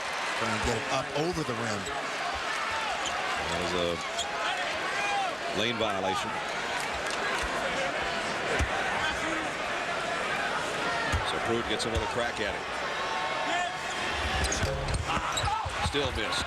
Ooh, Walters came flying in there. At least his body deflected the ball back to one of his teammates. Wise three. Walters had a hand on it and lost it to Frazier. Arizona pushes it. Brock, pull-up jumper, got it. Boy, quick passing in the open court by the Illini, and Brock wisely taking the mid-range jumper instead of trying to force the action and taking it to the trees. Halfway through the second half, and now the Illini fans are up at the United Center. Their team up by 7. Bayless. It rims out, and Frazier's got the rebound. Nice probe by Frazier. Dump down. Pruitt lost it off his foot. Got it on the deck. And they got a timeout call. Coming up tonight, we'll find out who's going to win the Heisman Trophy for 2007. Will it be Tim Tebow of Florida? Chase Daniel, great year with Mizzou. How about Colt Brennan and the numbers he's put up for the undefeated Rainbows of Hawaii? Or Darren McFadden, over 1,700 yards rushing for the Razorbacks of Arkansas, who finished runner-up a year ago. Heisman Trophy presentation presented by Nissan on ESPN tonight at 8 o'clock Eastern Time. Well, depending on how you look at it, most likely Tim Tebow is going to win it, the popular choice. But I'd like to see Colt Brennan, not just for the novelty, but also the numbers he's put up at Hawaii. Remarkable. Well, all I can say, because I vote, is my 3 guys are there. But I won't tell you who I voted. I'd expect nothing less from you. Your versatility as a broadcaster, your knowledge and background of all sports knows no bounds, no limits. We'll find out. And you look like Chuck Woolery, one of my favorite shows, The Dating Game. Chuck's about 15 years older than me, isn't he? Well, I'm not talking about right now. Oh, I'm saying in his prime and your prime. Okay. Very similar.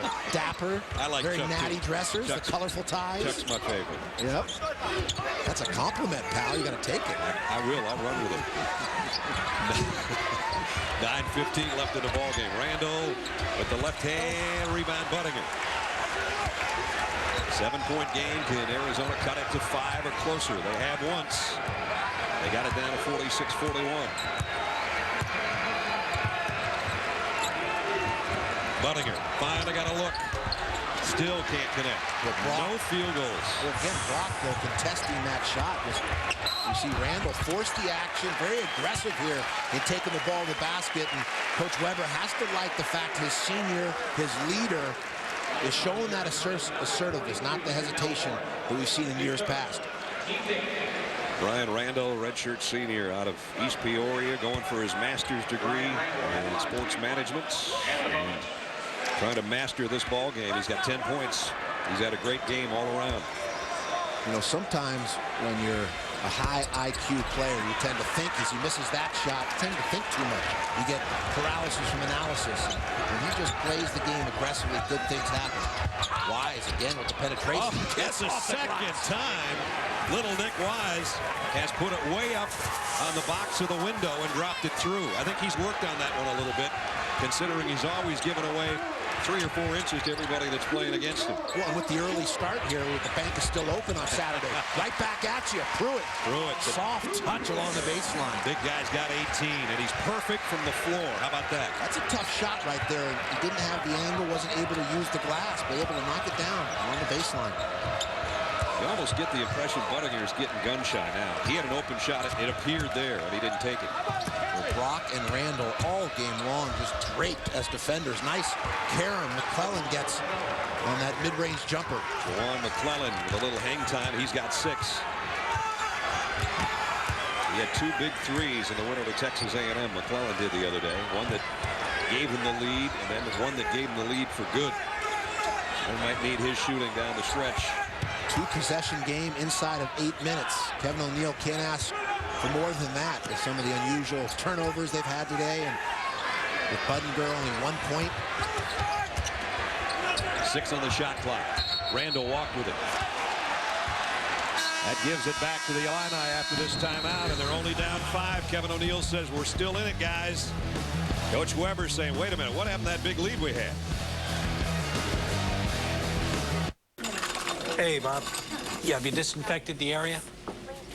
Good. Now make a 3-inch incision between the 4th and 5th abdominal muscles. Shouldn't you be doing this? It's really straightforward. Listen, I gotta go, Bob. I'll talk to you later. Making important financial decisions on your own doesn't make much sense either. That's why Edward Jones prefers meeting clients face-to-face. Edward Jones, making sense of investing. Ranked highest in investor satisfaction with full-service brokerage firms by J.D. Power & Associates. Okay, so when you meet Michael... Don't ask him to stick his tongue out. No tall jokes. The shirt's really soft, but don't touch it. Don't rub his head. You getting all this? Yeah, man. Awesome, let's do it. Michael! MJ all day! Oh, no. Oh, my goodness, you're so soft. Is it the shirt? Hold on. Ooh, yes! Junior! The Comfort Soft undershirt. They're soft, then there's Comfort Soft. Only from Hanes. You want to let go? Okay. Okay, Michael! Here goes. Stand up. We have a little announcement to make.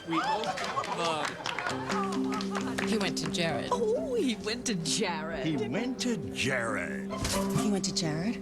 He went to Jared? Jared has 5 times the selection of ordinary jewelry stores with thousands of loose diamonds and hundreds of settings to create your own one-of-a-kind ring. You went to Jared. I know. He went to Jared. Jared, the Galleria of Jewelry.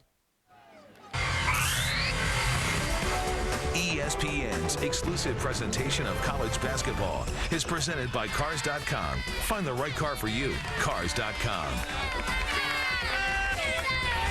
Dari Noke in studio. Want to apologize for misinformation at the half. Kansas guard Brandon Rush not suspended, and he will play today when the Jayhawks host DePaul.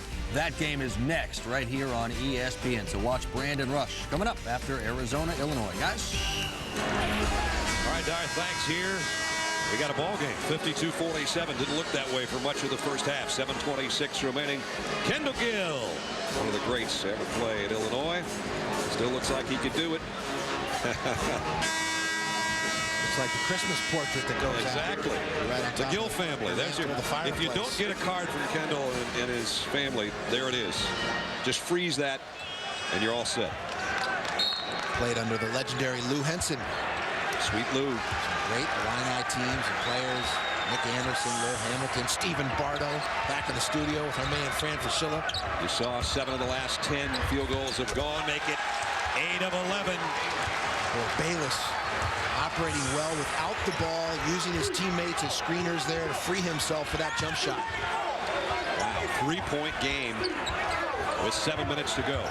Who'd have thunk it after the way this thing started?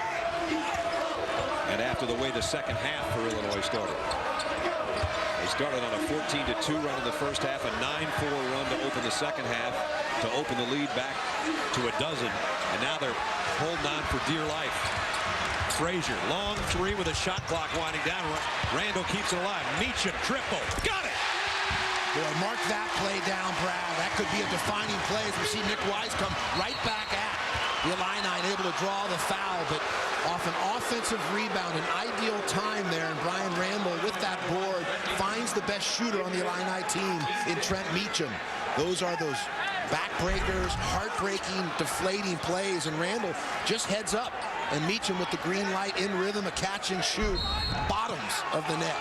Meacham's second three of the ball game. Here's Bayless on the inbound. Buttinger kept it alive. Trying to kick it out to Hill. And Hill gave it away to Brock. Big turnover right there. Not that all of them aren't, but as we approach 6 minutes, time is of the essence. 6-point game. Arizona number 24 in the country. Coming into Illini land in front of a packed house at the United Center. Well, look at the movement without the balls. We're going to see Jared Bayless right here use Arizona teammates and just continue to curl off of his teammate screens into the lane, free throw line area. Money. Frazier, Meacham, Pruitt, Brock, and Randall on the floor for the Illini as we're under 6 minutes. Meacham almost walked with it. Now penetrates and the shot clock expires. We'll go over to Arizona now. A big thing that buzzer went off because Nick Wise was all alone on the other end, and had it not gone off, it would have been an easy deuce for Arizona on the break. Coach Weber not happy on the sidelines with Trent Meacham's decision. I think he wanted him to catch the ball and pull up for the shot, as opposed to trying to put it on the deck and forcing the action. That's called taking a good shot and turning it into a bad play. You don't know if those shots are going to come around again, and you have a good one, knock it down. Bayless, there's that give and go down low. When he can't shoot it, he finds an open man. Well, McClellan underneath, very capable player at 6'4" there, finishing in traffic. Oh, Bayless, precision passing, coming off those screens, a catch and dish. Randall, the tip in by Pruitt. 20 for Pruitt. Well, those are the bookends, the high percentage finishers, Randall and Pruitt. What a tag team, a tandem. Bookends. Pruitt has just matched his career high set last year against Penn State. Buttinger, still no field goals, but he'll try to earn it at the free throw line. And the foul's on Randall. Well, you said it best. Earn it all night long. Chase Buttinger has had Illinois defenders draped on him like wet towels. Remember, he's 1 out of 3. He was fouled in the active three-pointer in the first half and only made 1 of the free throws, the third one. Let's see if he can hit it. He came in shooting 84% from the stripe. I was going to say earlier, clearly part of it is the scouting, excellent game plan by Bruce Rever, great defenders in Calvin Brock, as we see Buttinger hit the first one, and also Brian Randall, and a collective awareness by the Illini on Chase Buttinger, the leading scorer for Arizona. But some of it looks like his energy just isn't there. Needs a little nourishment, some chicken soup, whether it's the cold weather, he's got a little bug, maybe a 24-hour flu, but some vitamins, maybe he's got a bug. A bug. He got them both. 2 big free throws, 4-point game. Sometimes making a couple free throws there, tickling the twine or the nylon, can help when you then step outside and get your next open jump shot. So we'll look to see if that's the case. Oh, and Illinois threw it away. Coach Weber put both hands over his face as if to say, let's not self-destruct here. See, right here now, if I'm Kevin O'Neill, I run a set play for Buttinger to get him involved. Doesn't mean he has to force the shot, but play through him coming off those 2 made free throws. The turnover situation has almost become even now, Lav. Illinois has only got 1 less than Arizona does. Right back to Buttinger. That's a good move by Arizona, the team, and Coach O'Neill. Why not? And he lost it. I don't know if it was just on the dribble or if he was trying to push the pass to McClellan. It might have bounced right off his foot. And there are days like that where you're $1 short, going the wrong direction, a day late. Just I have about 6 of those a week. Oh, particularly with the wind chill here, 20 below. We're down to 4:25. 4-point ball game.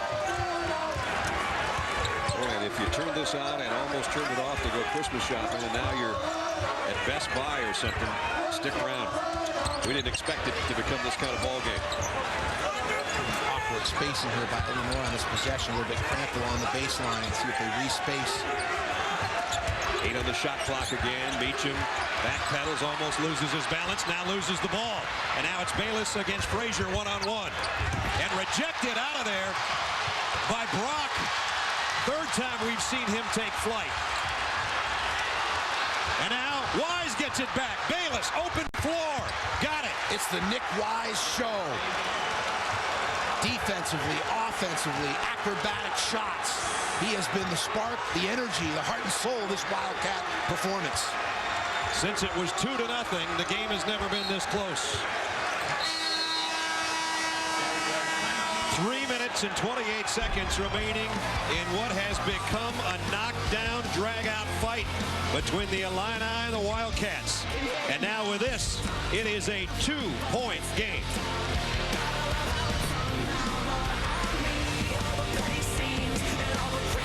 Congressman Charlie Wilson was known more for his antics than his politics. You ain't James Bond. You ain't Thomas Jefferson. Until he found a cause worth fighting for. I want you to defeat the Soviets and end the Cold War. Based on the outrageous true story. You have authority to do this? None whatsoever. Charlie!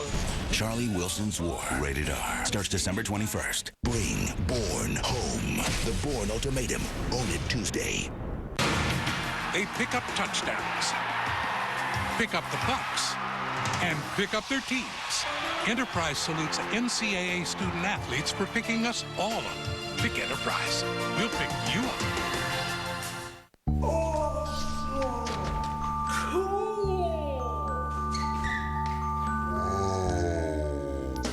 From tools to appliances to grills, get them what they really want. Only at the Home Depot. You can do it. We can help. Let go of the day. Go Outback tonight with a steak as thick and juicy. The salmon tender. Let's go Outback tonight. This holiday, let go. Everybody needs a holiday. Go Outback. This holiday, give him something he'll really love. The Phillips Norelco Architect. Simplicity is giving him a gift he'll use every day. Bowl Mania. Get the breakdown on the bowl game. These are the games everybody remembers. Our guys will dissect all 32 games, from the locks to the toss-ups. They are rolling over people right now. Bowl Mania. Tonight at 9 Eastern on ESPN. This week on E60, the extraordinary rise of college hoops phenom, O.J. Mayo. And can Bill Simmons create some halftime magic and win a fan a new car? E60, Tuesday at 7 on ESPN. Well, exams begin next Monday. Ice and snow outside. But the kids are here to see this man who's been really hot. 20 points, 7 rebounds against Southern Cal. And how about Dre Burns? 32 and 32 for him in the last 2 DePaul outings. But when you come to Lawrence, beware the fog. Fog Allen Fieldhouse. All right, Ron, well, you talk about exams. This thing looked like Illinois had a cheat sheet at the beginning of the game, and now it's become a test. 3:25 left, and it's a 2-point game. Well, basketball, a game of runs. Momentum so important, especially in the college level with younger players, 18 to 22. Now it's all about the response mechanism. Meacham around a pick, off the front of the rim, got his own miss. Well, that is another deflating. Randall going to go to the free throw line. There have been a number of deflating plays for Arizona. To their credit, they continue to fight back, demonstrate resiliency, and find a way to crawl back into this ball game. But Kevin O'Neal knows if they can just secure that offensive rebound, this may be a different outcome. Sometimes those long three-pointers, when they come off the front of the rim, the guy that shoots it, sometimes it comes right back to him, and that was about the case there. Now Randall at the free throw line, but he doesn't connect. He's missed his last 2 from the stripe. Stuck on 10 points. Late game situations about taking care of the basketball, no empty possessions, and converting free throws. Then defensively, getting stops. Still a 3-point game, 3 to go. Nick Wise with 9 points, 7 assists, 3 steals, a number of deflections. See them dive on the floor head first after loose balls. Bayless looking for a shot. You could just tell it was coming, but it rimmed out, and Meacham's got the rebound. Chester Frazier with a solid job there of contesting Bayless off that dribble. Now let's see if Illinois is content to use some clock here. Coming out of the timeout, we're going to see a set play. Inversion, big men stepping out on the floor to start.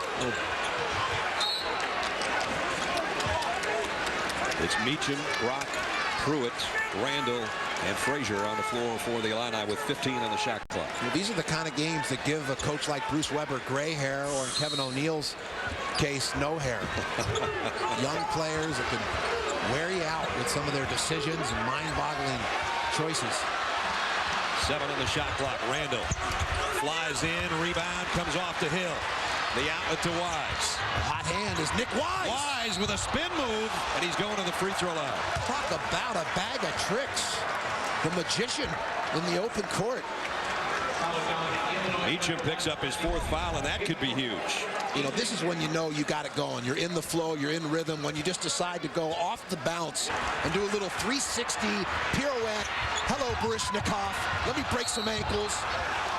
Almost gets that for an old-fashioned three-point play attempt, but instead he'll step the line for 2. And he got the first one. You know, we talk about being in the zone. Nick Wise is an example of a player being in the zone, and it's across the board. It's not just with his points. It's his playmaking. It's his tenacity, his intensity. We're seeing an emerging star here in the United Center. Got them both. 1-point game. 2 minutes and change. In that same set, big man out on the floor. Under 2 minutes. We're chasing Frazier all over the floor. Randall drives baseline against Hill. He lost it. Bayless and Wise in the open floor. McClellan, he's fouled. Oh, wait a minute. Offensive? Offensive foul on McClellan. Well, they had numbers. It was awfully congested. Tough to pass the ball in tight quarters, like the closet here. McClellan giving the ball in a tough place and just didn't have the body control. Meacham heads up, a little acting. Talked about Lawrence Olivier, just steps in there, not fully set, but with the verticality, able to wisely flop and pick up that call.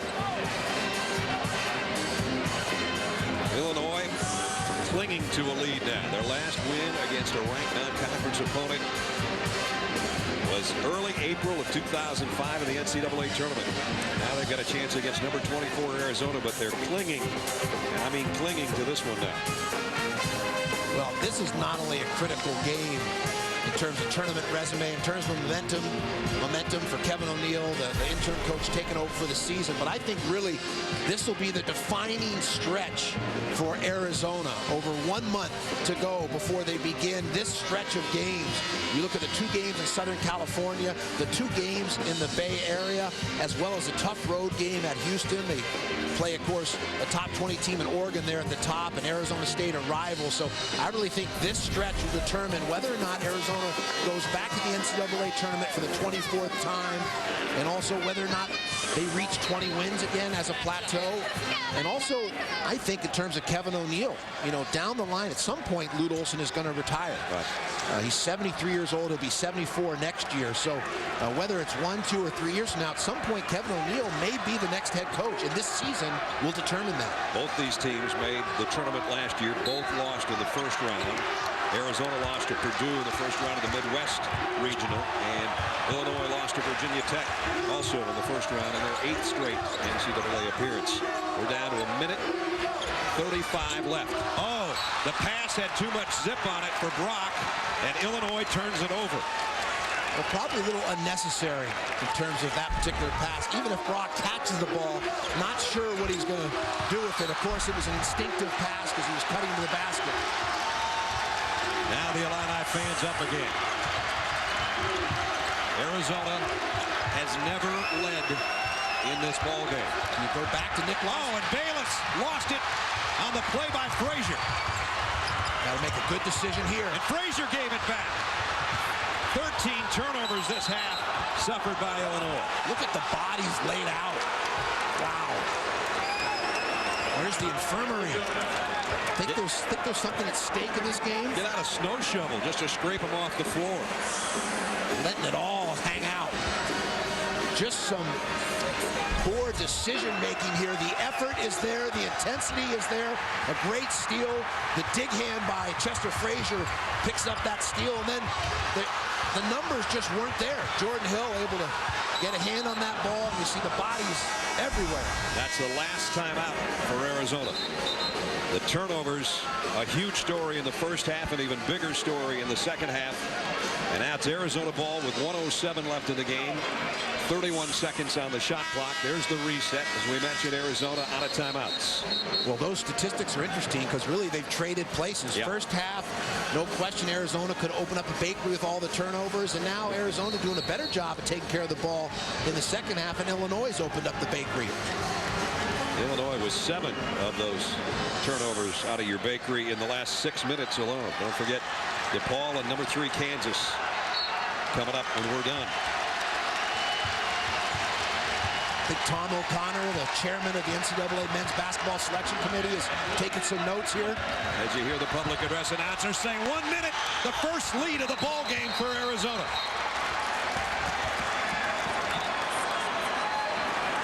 Boy, Budinger with the great find. See Kevin O'Neill calling his charges over. Going to take advantage of this little question the official has. He meets at the table or looking at the shot clock. I think the clock is the issue right now.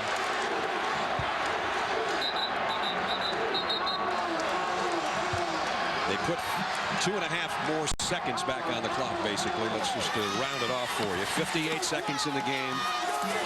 Illinois now trails for the first time all day. Look at Chase Budinger here, curling into the lane, draws 3 defenders because of the awareness of the threat he presents, and he dumps the ball off to his teammate Jordan Hill for the easy flush. Illinois has 1 point in the last 4.5 minutes. Boy, do they need some now. Randall, baseline, blocked by Hill. Boy, a great swarm defensively by the Wildcats. It'll remain the Illini possession. Arizona was down by 13 points in the first half, 12 points in this half. They lead by 1. They are just swarming defensively. Brock got it! Well, that's a tough shot on an out-of-bounds play, a timeout. Kelvin Brock with his 4th field goal of this half. None bigger. And another clock issue, apparently, as they've stopped the clock. Both coaches want to know what the heck's going on with the clock, but watch this shot. You talk about guts. Well, Calvin Brock leaning on that jumper along the baseline as well. Calvin Brock, right here in Chicago, Simeon High School, same high school as Nick Anderson, and all-time scorer Deion Thomas. And now here, basically on their second home floor as they're resetting the clock to 40 seconds. He has hit the shot of the day so far. They've got to get a new electrician in the United Center. Had some issues with the clock not stopping as the officials try and figure that out. This gives both coaches a chance to instruct their teams. All year long, coaches work on one stop, like a 2-minute warning in football. So Illinois looking for the one stop, and then Kevin O'Neill going to play through, I would imagine, Chase Budinger and Jared Bayless. But don't count out Nick Wise as a distributor and let Bayless and Budinger work off the screens without the ball. That's the luxury he has with Nick Wise handling the basketball. 5-second difference between the shot clock and the game clock. Here you go. Number 24, Arizona, trailing Illinois by 1. They've got the ball. They've led only once the entire game. That was the last possession. Bayless thought about a long ball. Now takes it. Rebound, Illinois. And a foul with 21 seconds left. Well, that's the one stop. And then you finish a defensive possession, Brad, with a rebound, similar to finishing a sentence with a period. So good help, a contested shot by Bayless, solid defense by the Illini, able to wrap up that possession with the box-out rebound. And you've got a guy at the free throw line that normally hits him for you. He's 2 out of 3 today, all in the first half. Well, Meacham played well in the first half down the stretch. Multiple turnovers and forced the action, some putting the ball on the floor instead of playing his role, understanding his role, which is to catch and shoot. So he'd like nothing more than to make both of these, and there's one tickling the twine on the first one. Even if he hits this one, it's still a one-possession game with 21 seconds left. Arizona will know what it needs in just a moment. And there's nobody around that lane except Wildcats. Arizona with 4 potential three-point shooters, but he misses. They don't have to go for 3. They can go for 2 on this possession. Plenty of time. 2 to tie, 3 to win. Final 15 seconds. Here's your ball game. Nick Wise, crossover dribble to the lane. Puts it up. Not a good shot. Followed by Hill, and it's good. Hill scores with 7 seconds left, and we're tied at 61. Well, the penetration and the attention that Nick Wise draws when he puts the ball on the floor allows Hill to slide into the basket area for the putback or stick back. Opportunistic, so just a clear aside. Heavy bumping in there by Micha, may have gotten away with a foul, and then we see Jordan Hill with the garbage cleanup. Jordan Hill, a career-high 20 points. None bigger than that one. And for only the second time today, we're tied. We were tied at 1-6. We're tied at 6-1. Tied at 16 in the first half, tied at 61 here with 8 seconds. They put 1 more second back on the clock after that shot by Hill. Imagine Illinois now put the ball in Chester Frazier's hand. Let him try and create 8 seconds, enough time to clearly get the ball into the half court and get a good look at the basket. It doesn't have to be a desperation. They don't necessarily want Brian Randall at the free throw line. He's a guy that obviously in the flow of the game you like it in his hands. Sean Pruitt's not a good free throw shooter either. So the 2 big guys for Illinois, they just as soon, I would think, not want it in their hands unless it's an easy basket underneath. Well, here we go. 8 seconds. Tie game, and it's gone from a laugher and a blowout to one of the best games we've seen so far this year. Well, remember, tournament consequences, tournament resume at stake in terms of the outcome of this game. Here comes Frazier with the ball as anticipated. Frazier under 6 seconds, turns, and it's stripped by Wise. And we're going to overtime. Nick Wise has been cat quick. Those hands strike like a cobra, and we've seen it throughout the entire game. Every second that Nick Wise has been on the floor, he's had an effect at both ends of the court, offense and defense. Arizona basically celebrating on their bench to send this thing to overtime. The Illini look a little bit shocked that they have to play an extra session. All right, the game is on the line. The pressure's on. Here's the situation. You've got 2 children. College tuition is in sight. Retirement is breathing down your neck. Who do you go to in the clutch? Over 65 million customers rely on us when their money is on the line. Insurance, investments, retirement. AIG, the strength to be there. Arizona, a 9-3 run in the last 5 minutes, aided by 7 Illinois turnovers, and we are in overtime at 61. Here's the last couple seconds, Steve. Well, look at this. Nick Wise, without timeouts, actually signals for one, but the official doesn't call it. He starts to pull back.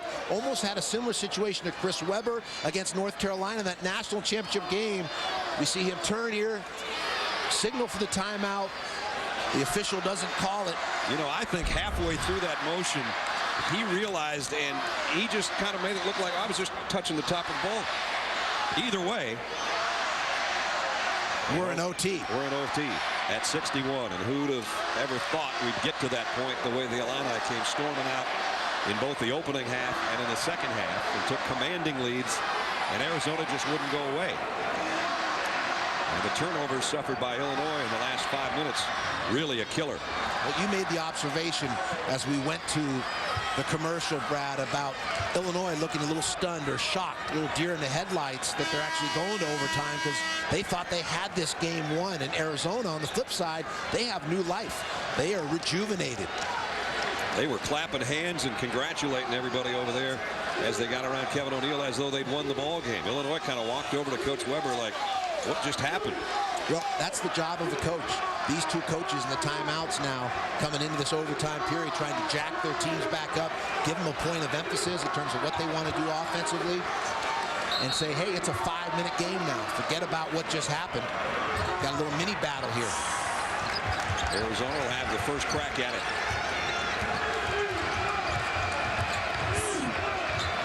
Buttinger. First field goal of the day. Well, great execution. We saw that play before. He dropped it down to Hill for a dunk. On this one, he pulls up for the jumper. Good decision. Reading and reacting, taking what the defense gives you by Chase Budenberg. Arizona, its biggest lead of the day, 2.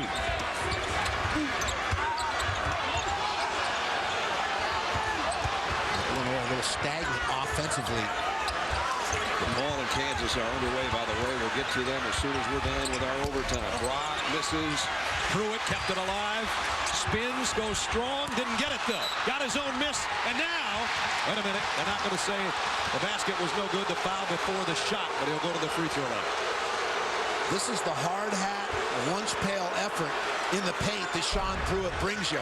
The broad shoulders, just staying after it, the stick-to-itiveness, the determination. The quick pump fakes, goes right back up, gets the finish, but it's waved off. The foul was called on the floor first. As I said, though, Sean Pruitt's not necessarily the guy you want at the stripe in a crucial situation. Well, he is just coming up with the alligator arms release there.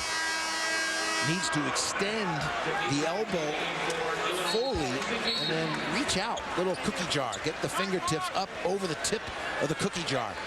As you shoot it towards the rim. You got up and reached over the cookie jar for a couple Oreo cookies or Fig Newtons or Lorna Doones over the years. What was your favorite cookie? Chocolate chip. We'll just go with chocolate chip. I like the Lorna Doones. Yeah. That's Bunny's chocolate chips. My mom's chocolate. Everybody else's just tastes like cookies. The Mystic Mints weren't bad either. Yeah. Mystic Mints. Pruitt missed both free throws. Gotta have some milk with those Mystic Mints in. 63-61. Arizona by 2 in overtime. What a turn of events. Trailed by 13 in the first half, 12 in the second half. Buttinger trying to feed it inside, whistle and a foul. If it's on Pruitt, it's 4. And of course, you have to worry about that situation as well in the extra session. And Arizona just took the momentum from Illinois. And it was a combination of things. Elevated their intensity level in their defense. Nick Wise has been a spark. But the Illini also have gotten more stagnant. They're not as crisp offensively as we see. He hooked it Pruitt right there, hooking him. Tried to pull the crafty vet move, but the official with a good angle. Jordan Hill, a career day for him. 21 points. Now, you can't panic if you're Illinois. It's still a 1 or 2 possession game, depending if Hill makes this. And he did. 2 possession game. Got to find a way to get some rhythm. They've been standing offensively, get some cutters, some movement, and then establish your post play. Well, Arizona coming off their first win over a top 10 team in a couple of years. They're come from behind over Texas A&M. Can they do it again? A tough take by Brock over the extended Jordan Hill there. Brock's not nervous about shooting, is he? 11 for Brock, all in this half and in overtime. Really interesting. You get to see certain individuals and teams collectively come of age in games like this. As we see Wise with the little runner. It was a good drive. Didn't finish. Here comes Frazier. McCamey for the lead. Rebound is Wise. In traffic and now out of it. Boy, he is a dart. He is so quick at transporting the ball. And then a wise decision to see they don't have numbers of the advantage in transition, so bring it out. 3 minutes remaining in overtime. Run your sets. Bayless. The look down to the baseline. McClellan had it blocked, but it's a foul on McCamey. Now, that is a real gift. We've seen both Bayless and Budinger go up for their jump shots in a convincing way and then see the opening of a teammate slide to the basket and the ability to dump that off. They make that play look easy. That takes recognition, reading the defense, and then the ability, the skills to dump that ball off. McClellan has not made a trip lab to the free throw line today. You see his numbers on the year. So a little bit of pressure here in overtime. Well, a senior who's played in a lot of big games had the chance to coach Jawan McClellan in a 19 and under U.S. team that went over and played in France and came into Arizona, highly touted, has had some injuries and some inconsistent play, but he is the vocal leader, the senior, and capable of putting up big numbers. Hit 2 big 3 balls in that remarkable comeback against Texas A&M, and this would be another remarkable comeback, even more so on the road against a tough Illini defense. McClellan looking for his 10th points. Came up short. Rebound is Randall's. 2:50 remaining, a 3-point Arizona lead. Yep, no need to go for the 3 ball here. Run your offense, get touches, Get a catch to one of your go-to players. No one needs to be a Saturday night hero. Oh, and Hill draped all over Pruitt. And that's 4 on Hill. That's why playing through the post is a solid approach. Now, of course, Pruitt needs to convert these free throws, get some extension there. You know, he hit his first 2, but he's missed his last 3. By playing through the post, you draw attention. You can play inside out, or you can get yourself fouled. Now, if he doesn't convert, it's the equivalent of a turnover, and he is able to bury that one. He rattled that one. That's a new career high for the 6'10 senior out of Aurora, Illinois. He struggles with his timing at the line. Every routine looks a little bit different than the last one, and not getting the knee flexion. He's the WD-40 in the joints. He got them both. He got the WD going. 66-65. Arizona by 1, and everybody up except Lab and I at the United Center. Buttinger, the drive, had it stripped away, but they're going to call a foul on Brock. Well, that little set play for Arizona has worked wonders, and Kevin O'Neill wisely going back to it. Like Ohio State going off tackle until it stopped. Why not come back to that? They put Buttinger and Bayless in motion, have them curl off their Arizona teammates into the lane. That time he took it in deeper, a tight curl to get fouled. We saw him earlier pull up for a jumper and also a dump off. He's having all kinds of trouble shooting today. It could be the nourishment, the vitamins, the chicken soup, something, because he just looks flat. Not only is it good defense by Illinois, but he needs a little porridge. There he got it. Goldilocks with the porridge got the second of 2, 67-65. Oh, that was beautiful. Well, he's the only blonde guy out there. We got a Goldilocks reference. Pruitt battling with Hill. Hill can ill afford a 5th foul. That would really kill Arizona defensively and offensively the way he's played today. Look at those 2 battling. A little bit of a mystery, but Randall's going to take it to the hole. Oh, and he got it. We got 2 different calls. Guy on the baseline called a charge. The official out front. Offensive foul, they're saying on the call out here. Boy, 2 different officials' calls. The man on the baseline called a charge. The man out front looked like he raised his hand.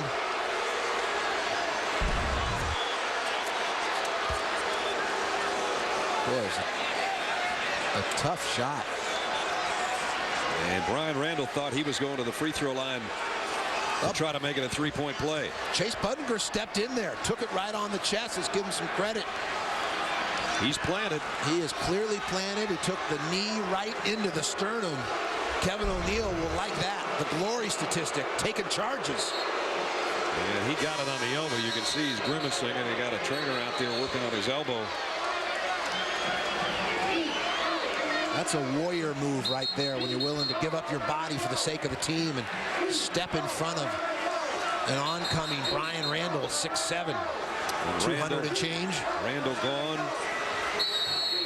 in overtime with 2:06.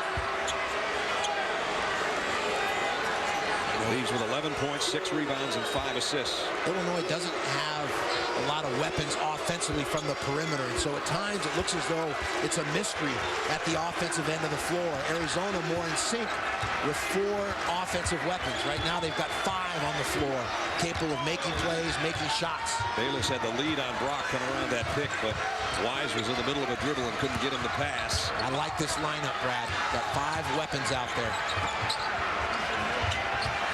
Wise trying to penetrate. The kick out to McClellan. 10 on the shot clock. Hill, the dish. Buttinger. His second chance goes. And there's that volleyball right back up at you. The quick second hop for the putback. A minute and a half to go, and now Illinois down by 4. No need to panic. The 3-pointer by Frazier. Short. McClellan takes a rebound. Didn't maybe need that shot at that point. You know, Chester Frazier trying to help his team there, but a bit of a panic shot. It's still a 2-possession game. Get something on the floor, put it on the deck, or maybe draw a foul, or put the ball down low to a post player. Now it's clock management for Arizona. Bayless all the way to the rack. With authority. Well, that's good coaching right there. Kevin O'Neill spaces the floor with a 4-point lead. A little over a minute to go, and gives it to Jared Bayless. The blow-by, no-help defense. And the slam dunk. I got to tell you, everybody in here is in shock right now. The majority, obviously, are Illinois fans. Here's Meacham. Jump shot goes. Big shot in overtime by Trent Meacham. And a quick timeout.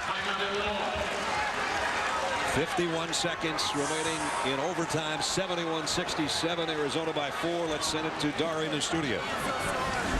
All right, guys, just a reminder, of course, going to get you out to Allen Fieldhouse, Kansas and DePaul as soon as Arizona, Illinois is over. Mario Chalmers, steal and lay in. Kansas leading this game right now by a score of 10-5. Out to Lawrence as soon as this one's over, guys. Well, here there's some Arizona fans in the upper deck.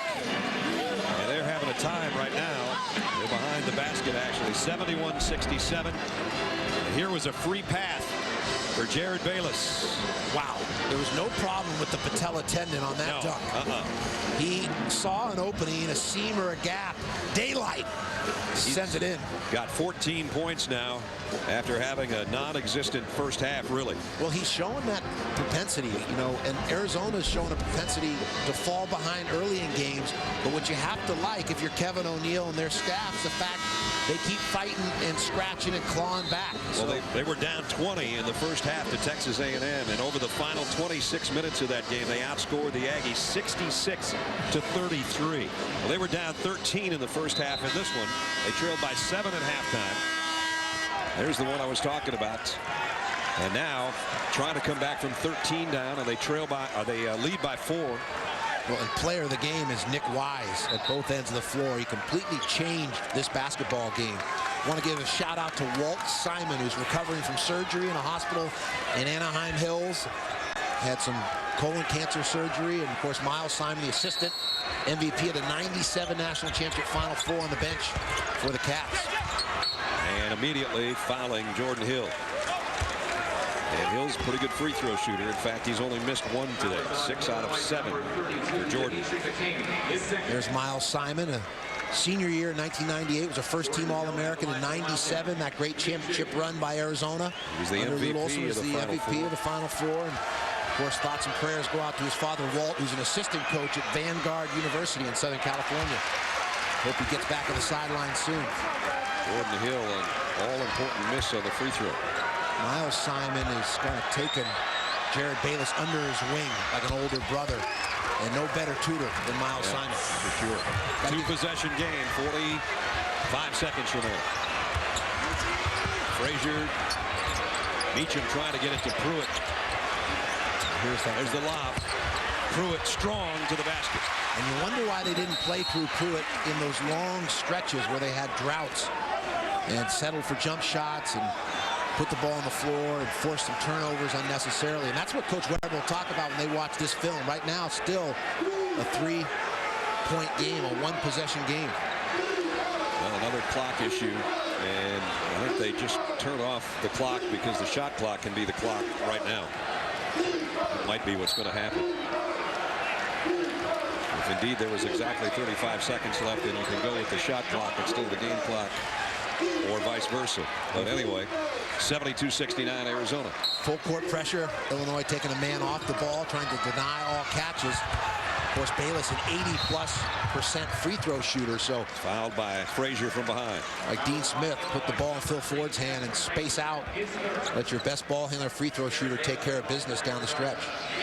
Jared Bayless, high school All-American last year, averaged over 33 points a game. 2-time Gatorade Player of the Year in Arizona. You know, this week seems to have been a defining week as we see Bayless make it a 4-point game for Kevin O'Neill and his Cats. When you think of Sunday to Saturday, wins over quality teams from quality conferences, this Wildcat team beginning to gel under Kevin O'Neill's leadership and direction. 3 points in the first half for this guy. 12, make it 13 now in the second half and in overtime. It's a 5-point game, and we're under a half minute. And now Illinois is going to have to hustle. Meacham, 3. He got it! That's what he does best. He catches and shoots the ball. Coach Weber's giving him the green light. That's why earlier in the game, Brad, Coach Weber was so frustrated when Meacham was trying to put the ball on the floor like a hound dog or a hamster, and that led to turnovers. Instead of catching and shooting the ball, do what you do best. And for Trent Meacham, that's to catch and shoot it. In overtime, 2-point game, ball out of bounds to Arizona. 23.8 remaining. They continue to have clock issues I hope they get this worked out for the Illinois women's game or the Celtics and Bulls by tonight, or people are still going to be playing ball at 3 o'clock tomorrow morning. The 2 80%ers are Bayless, who's just fouled, is going to step to the line. Frazier fouls him again. And Budinger. So smart execution by Arizona against the full court pressure. Get the ball into the hands of your best free throw shooter. Sounds simple. Right. Easier said than done on the road in an environment like this. Well, if he hits both of these, it's going to be imperative that Illinois hustles, because it'll be a 2-possession game with 23 seconds remaining. Bayless, St. Mary's High School in Phoenix. Big second half. Very quiet in the first half, and now we see what everybody's been talking about. Got the first 3-point game. Amazing to think what Arizona's overcome this week with Lute Olson's decision, the deficit to Texas A&M, the deficit to Illinois, this one being a road game. The early struggles here at the United Center, ice cold, Budinger struggling, Bayless struggling, Bayless's injury, and that's what great teams are able to do. They're able to find a way to win in spite of obstacles and adversity. Sounds corny, but it's the truth. Final 20 seconds. Brock way out there. Rebound, battle, who's going to win it? Goes right out by Coach Weber, and it's out of bounds to Arizona with 12 seconds remaining. And Coach Weber on the flip side, they're going to watch this game film, use it as an instructional tool to his team, and realize that they got away from the things that made them successful early in this game. And that is playing through the post. They don't want to foul Bayless, but they almost have to, and they do. And he slides out of bounds. You know, they stopped playing through the post, Brad. Also had a number of turnovers, some quick shots, some ill-advised decisions. And as a result, you can have a lead and lose that momentum and that lead so quickly. Once you have a lead, you don't want to lose it. It's elusive. It's tough to get back. Don't forget, Kansas is coming up. Obviously, they're almost midway through the first half, and they lead DePaul by 3. If Jared Bayless hits both of these, it could be the lights out on the Illini. Ooh, and he had to talk that one in. This is a big win for the Pac-10 Conference as well.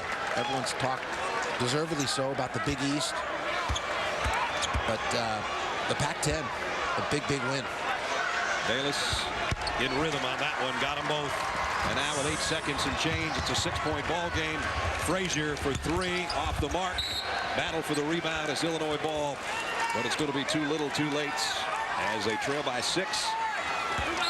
And in a hard-fought battle that was all Illinois in the first half, Arizona comes back in dramatic fashion and takes one from the Illini to go to 6-2.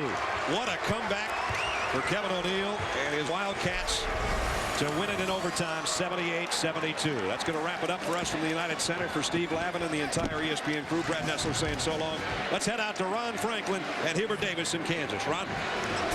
Okay, Brad, thanks so much. We've got a 12-9 ball game, just about to go under 11 minutes left to play in this opening half. And Kansas has been able to work some nice offensive plays, but turnovers, they have 7 already, and we've played 8 minutes. Inside and a jump ball. Possession arrow says it will go back to DePaul. Sharon Collins, for those of you just joining us, getting to play for the first time in quite a while because of a stress fracture, and in fact ahead of schedule, Hubert. They didn't think that he would be ready this quickly, but obviously the rehab work has been sensational as DePaul turns it over. Yeah, he's going out right now. Coach Self is going to limit his minutes. We saw him practice yesterday, and it was kind of surprised us. He didn't allude that he was going to play today, but he had his ankles taped in warm-up, so we thought maybe he'd get into the game, but that's a guy that just changes this team, particularly from an offensive standpoint, being able to get into the middle, distribute the basketball. He's only played 2 games, but he leads the team in points and already in assists. Well, November the 11th is the last time that he played. His ball almost stolen right there by Dre Burns. And he missed a total of 6 games. I think as much as anything also, Bill wants to do something for his confidence, but also wants to help the confidence of the rest of the team. Well, it's about preparation, getting into Big 12 play, NCAA tournament, and he felt that he was ready, so he's going to give them a couple minutes here. They don't play till next week, so this is a good opportunity to get some minutes in a game-type situation. Well, last year it was on December the 2nd. KU was ranked number 5 in the nation, and they played DePaul, and they come back after being down by 14 points. Sammy Mejia right here scored 8 straight in the final 3 minutes. He finished with 23 points, and Wilson Chandler with 12 points, and DePaul won it in a huge upset, 64-57. Which really makes for an interesting situation. In fact, Jerry Wainwright, you see right there, the head coach of DePaul, he's got a better record than anybody against these Jayhawks. He brought a Spider team in here from Richmond back in '04 and defeated KU in this building. But he doesn't have Wilson Chandler and Sammy Mejia this time. Both of those guys in the NBA. Sammy Mejia drafted in the 2nd round of the Detroit Pistons, and then you look at Wilson Chandler drafted in the 1st round to the New York Knicks. So they do have a lead here in the first half, but it'd be nice if they were on the sideline for him. Rush back in the lineup. We've already seen him one short stint. Sasha Khan came in for a couple of minutes and went back to the bench. He did not start. This man right here did, Darnell Jackson. Nice ball movement. Sasha Khan tries to reverse, puts it up to the right hand and scores. And that's what they want to do. They really want to establish the post. You saw DePaul in the zone. Good strength by Sasha Khan getting the 2. Beautiful right hand jump hook. Well, tipped right back to Coswell on the floor, and here's Rush. And that foul will go against number 3, Dre Burns, for DePaul. Foul's called on number 3, Draymond Burns. That's his first personal foul. First personal foul against him, 3rd personal foul against DePaul. You know, it's interesting that DePaul's only down by 1, and their leading scorer, Dre Burns, really hasn't gotten it going offensively. He's had back-to-back 32-point games. He has 0 points thus far in the first half. Gibbert, what can they do to get him free? Well, they said a lot of screens, a lot of pin-down plays. He is the go-to guy. He's a one guy in a one-on-one situation that can create his own shot. So they really have to headhunt his man. But they've got some good defenders on him. Russell Robinson, Brandon Rush, one of the better defenders in the country. Well, Chalmers off the mark on that 3-pointer. It's tipped out by Khan, and Khan will miss the short jumper. Foul's called on number 1, Jabari Curry. His first personal foul. Jabari Curry picks up the foul, his first. Good look at Burns on the bench. Dre with back-to-back with 32-point games. Had a little bit of a slump when he injured his right shoulder. When they played Northwestern, he was only 1 of 6 from the floor, but he got the winner. The one that he hit was the one that That's counted. all that counts. The money guys do that. That's all that counts. Yep. Wanted to make up for that miss in the NIT last year against Air Force. So he loves the ball in his hands, late game situations, has a lot of confidence. Yeah, Coach Bisdelic and Air Force shocked DePaul last year up in Colorado Springs in that quarterfinal game of the NIT. But you're right. DePaul had it in their hands and in Burns' hands particularly, and an opportunity to win, and he couldn't convert it. Coswell against Khan, and the ball tipped away by Chalmers, almost stolen.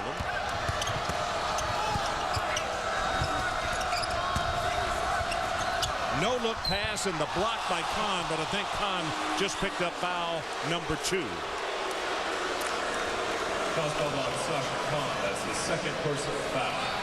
Team foul number 7. Well, I mean, look in this situation, great penetration by DePaul, Cliff Clinksdale, and you look at Sasha Khan, and this is a foul that he didn't need to have, didn't need to commit.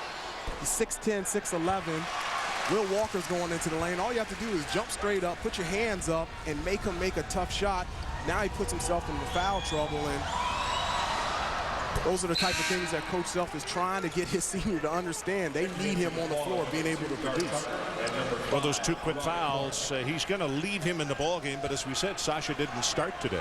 A reward for Darnell Jackson, who has really come on, and he got 4 early points, did Jackson, and also 4 early rebounds.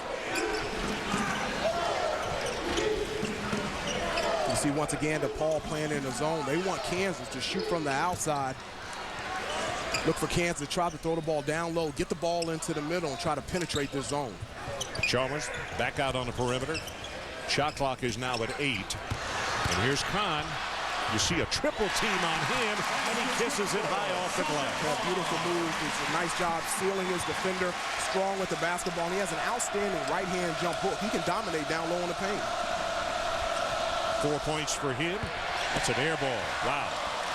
Dar Tucker, freshman out of Detroit, getting to hear the business here at Long Island Fieldhouse.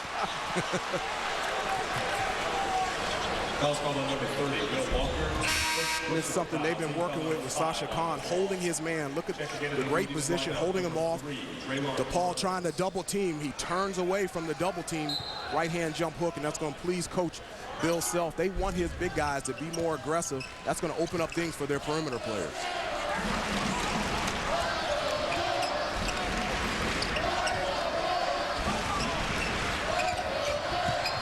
Rush, a little too hard. Tip back out, and it goes right back to Chalmers of KU. Skip pass to Rush.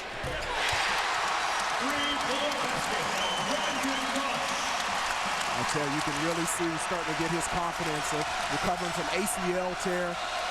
Missed the beginning of the season, but Chalmers, again, another seal out in transition.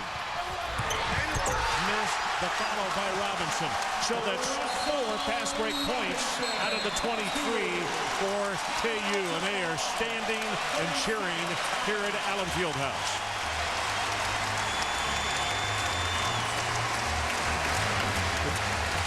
So we're going to hold it right here. And you could see the joy for Russell Robinson, who came up and got the follow on the Chalmers miss.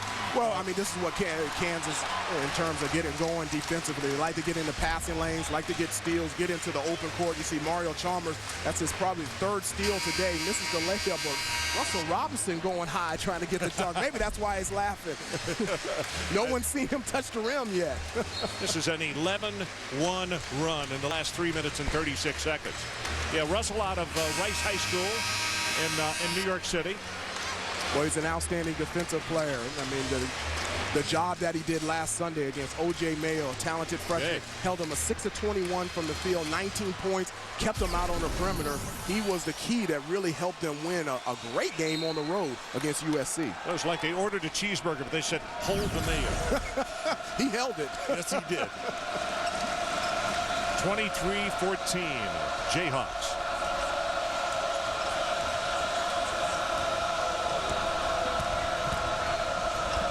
Lost the ball. It's going to be Chalmers again. And in transition, 3-on-2 on the break. This is one of the things that Jerry Wainwright, we heard him last night at practice, talk about the way KU will come at you, cutting off the passing lanes and constantly cutting in front of the basketball. One of the things he kept talking about is you have to come towards the basketball. Yes. You have to take care of it. This is something that this young team has been dealing with at the beginning of the season. You know Kansas likes to get into passing lanes. They turn it up defensively, and that's the result why they're on this big run right now. Well, when it's going tough, it's going tough.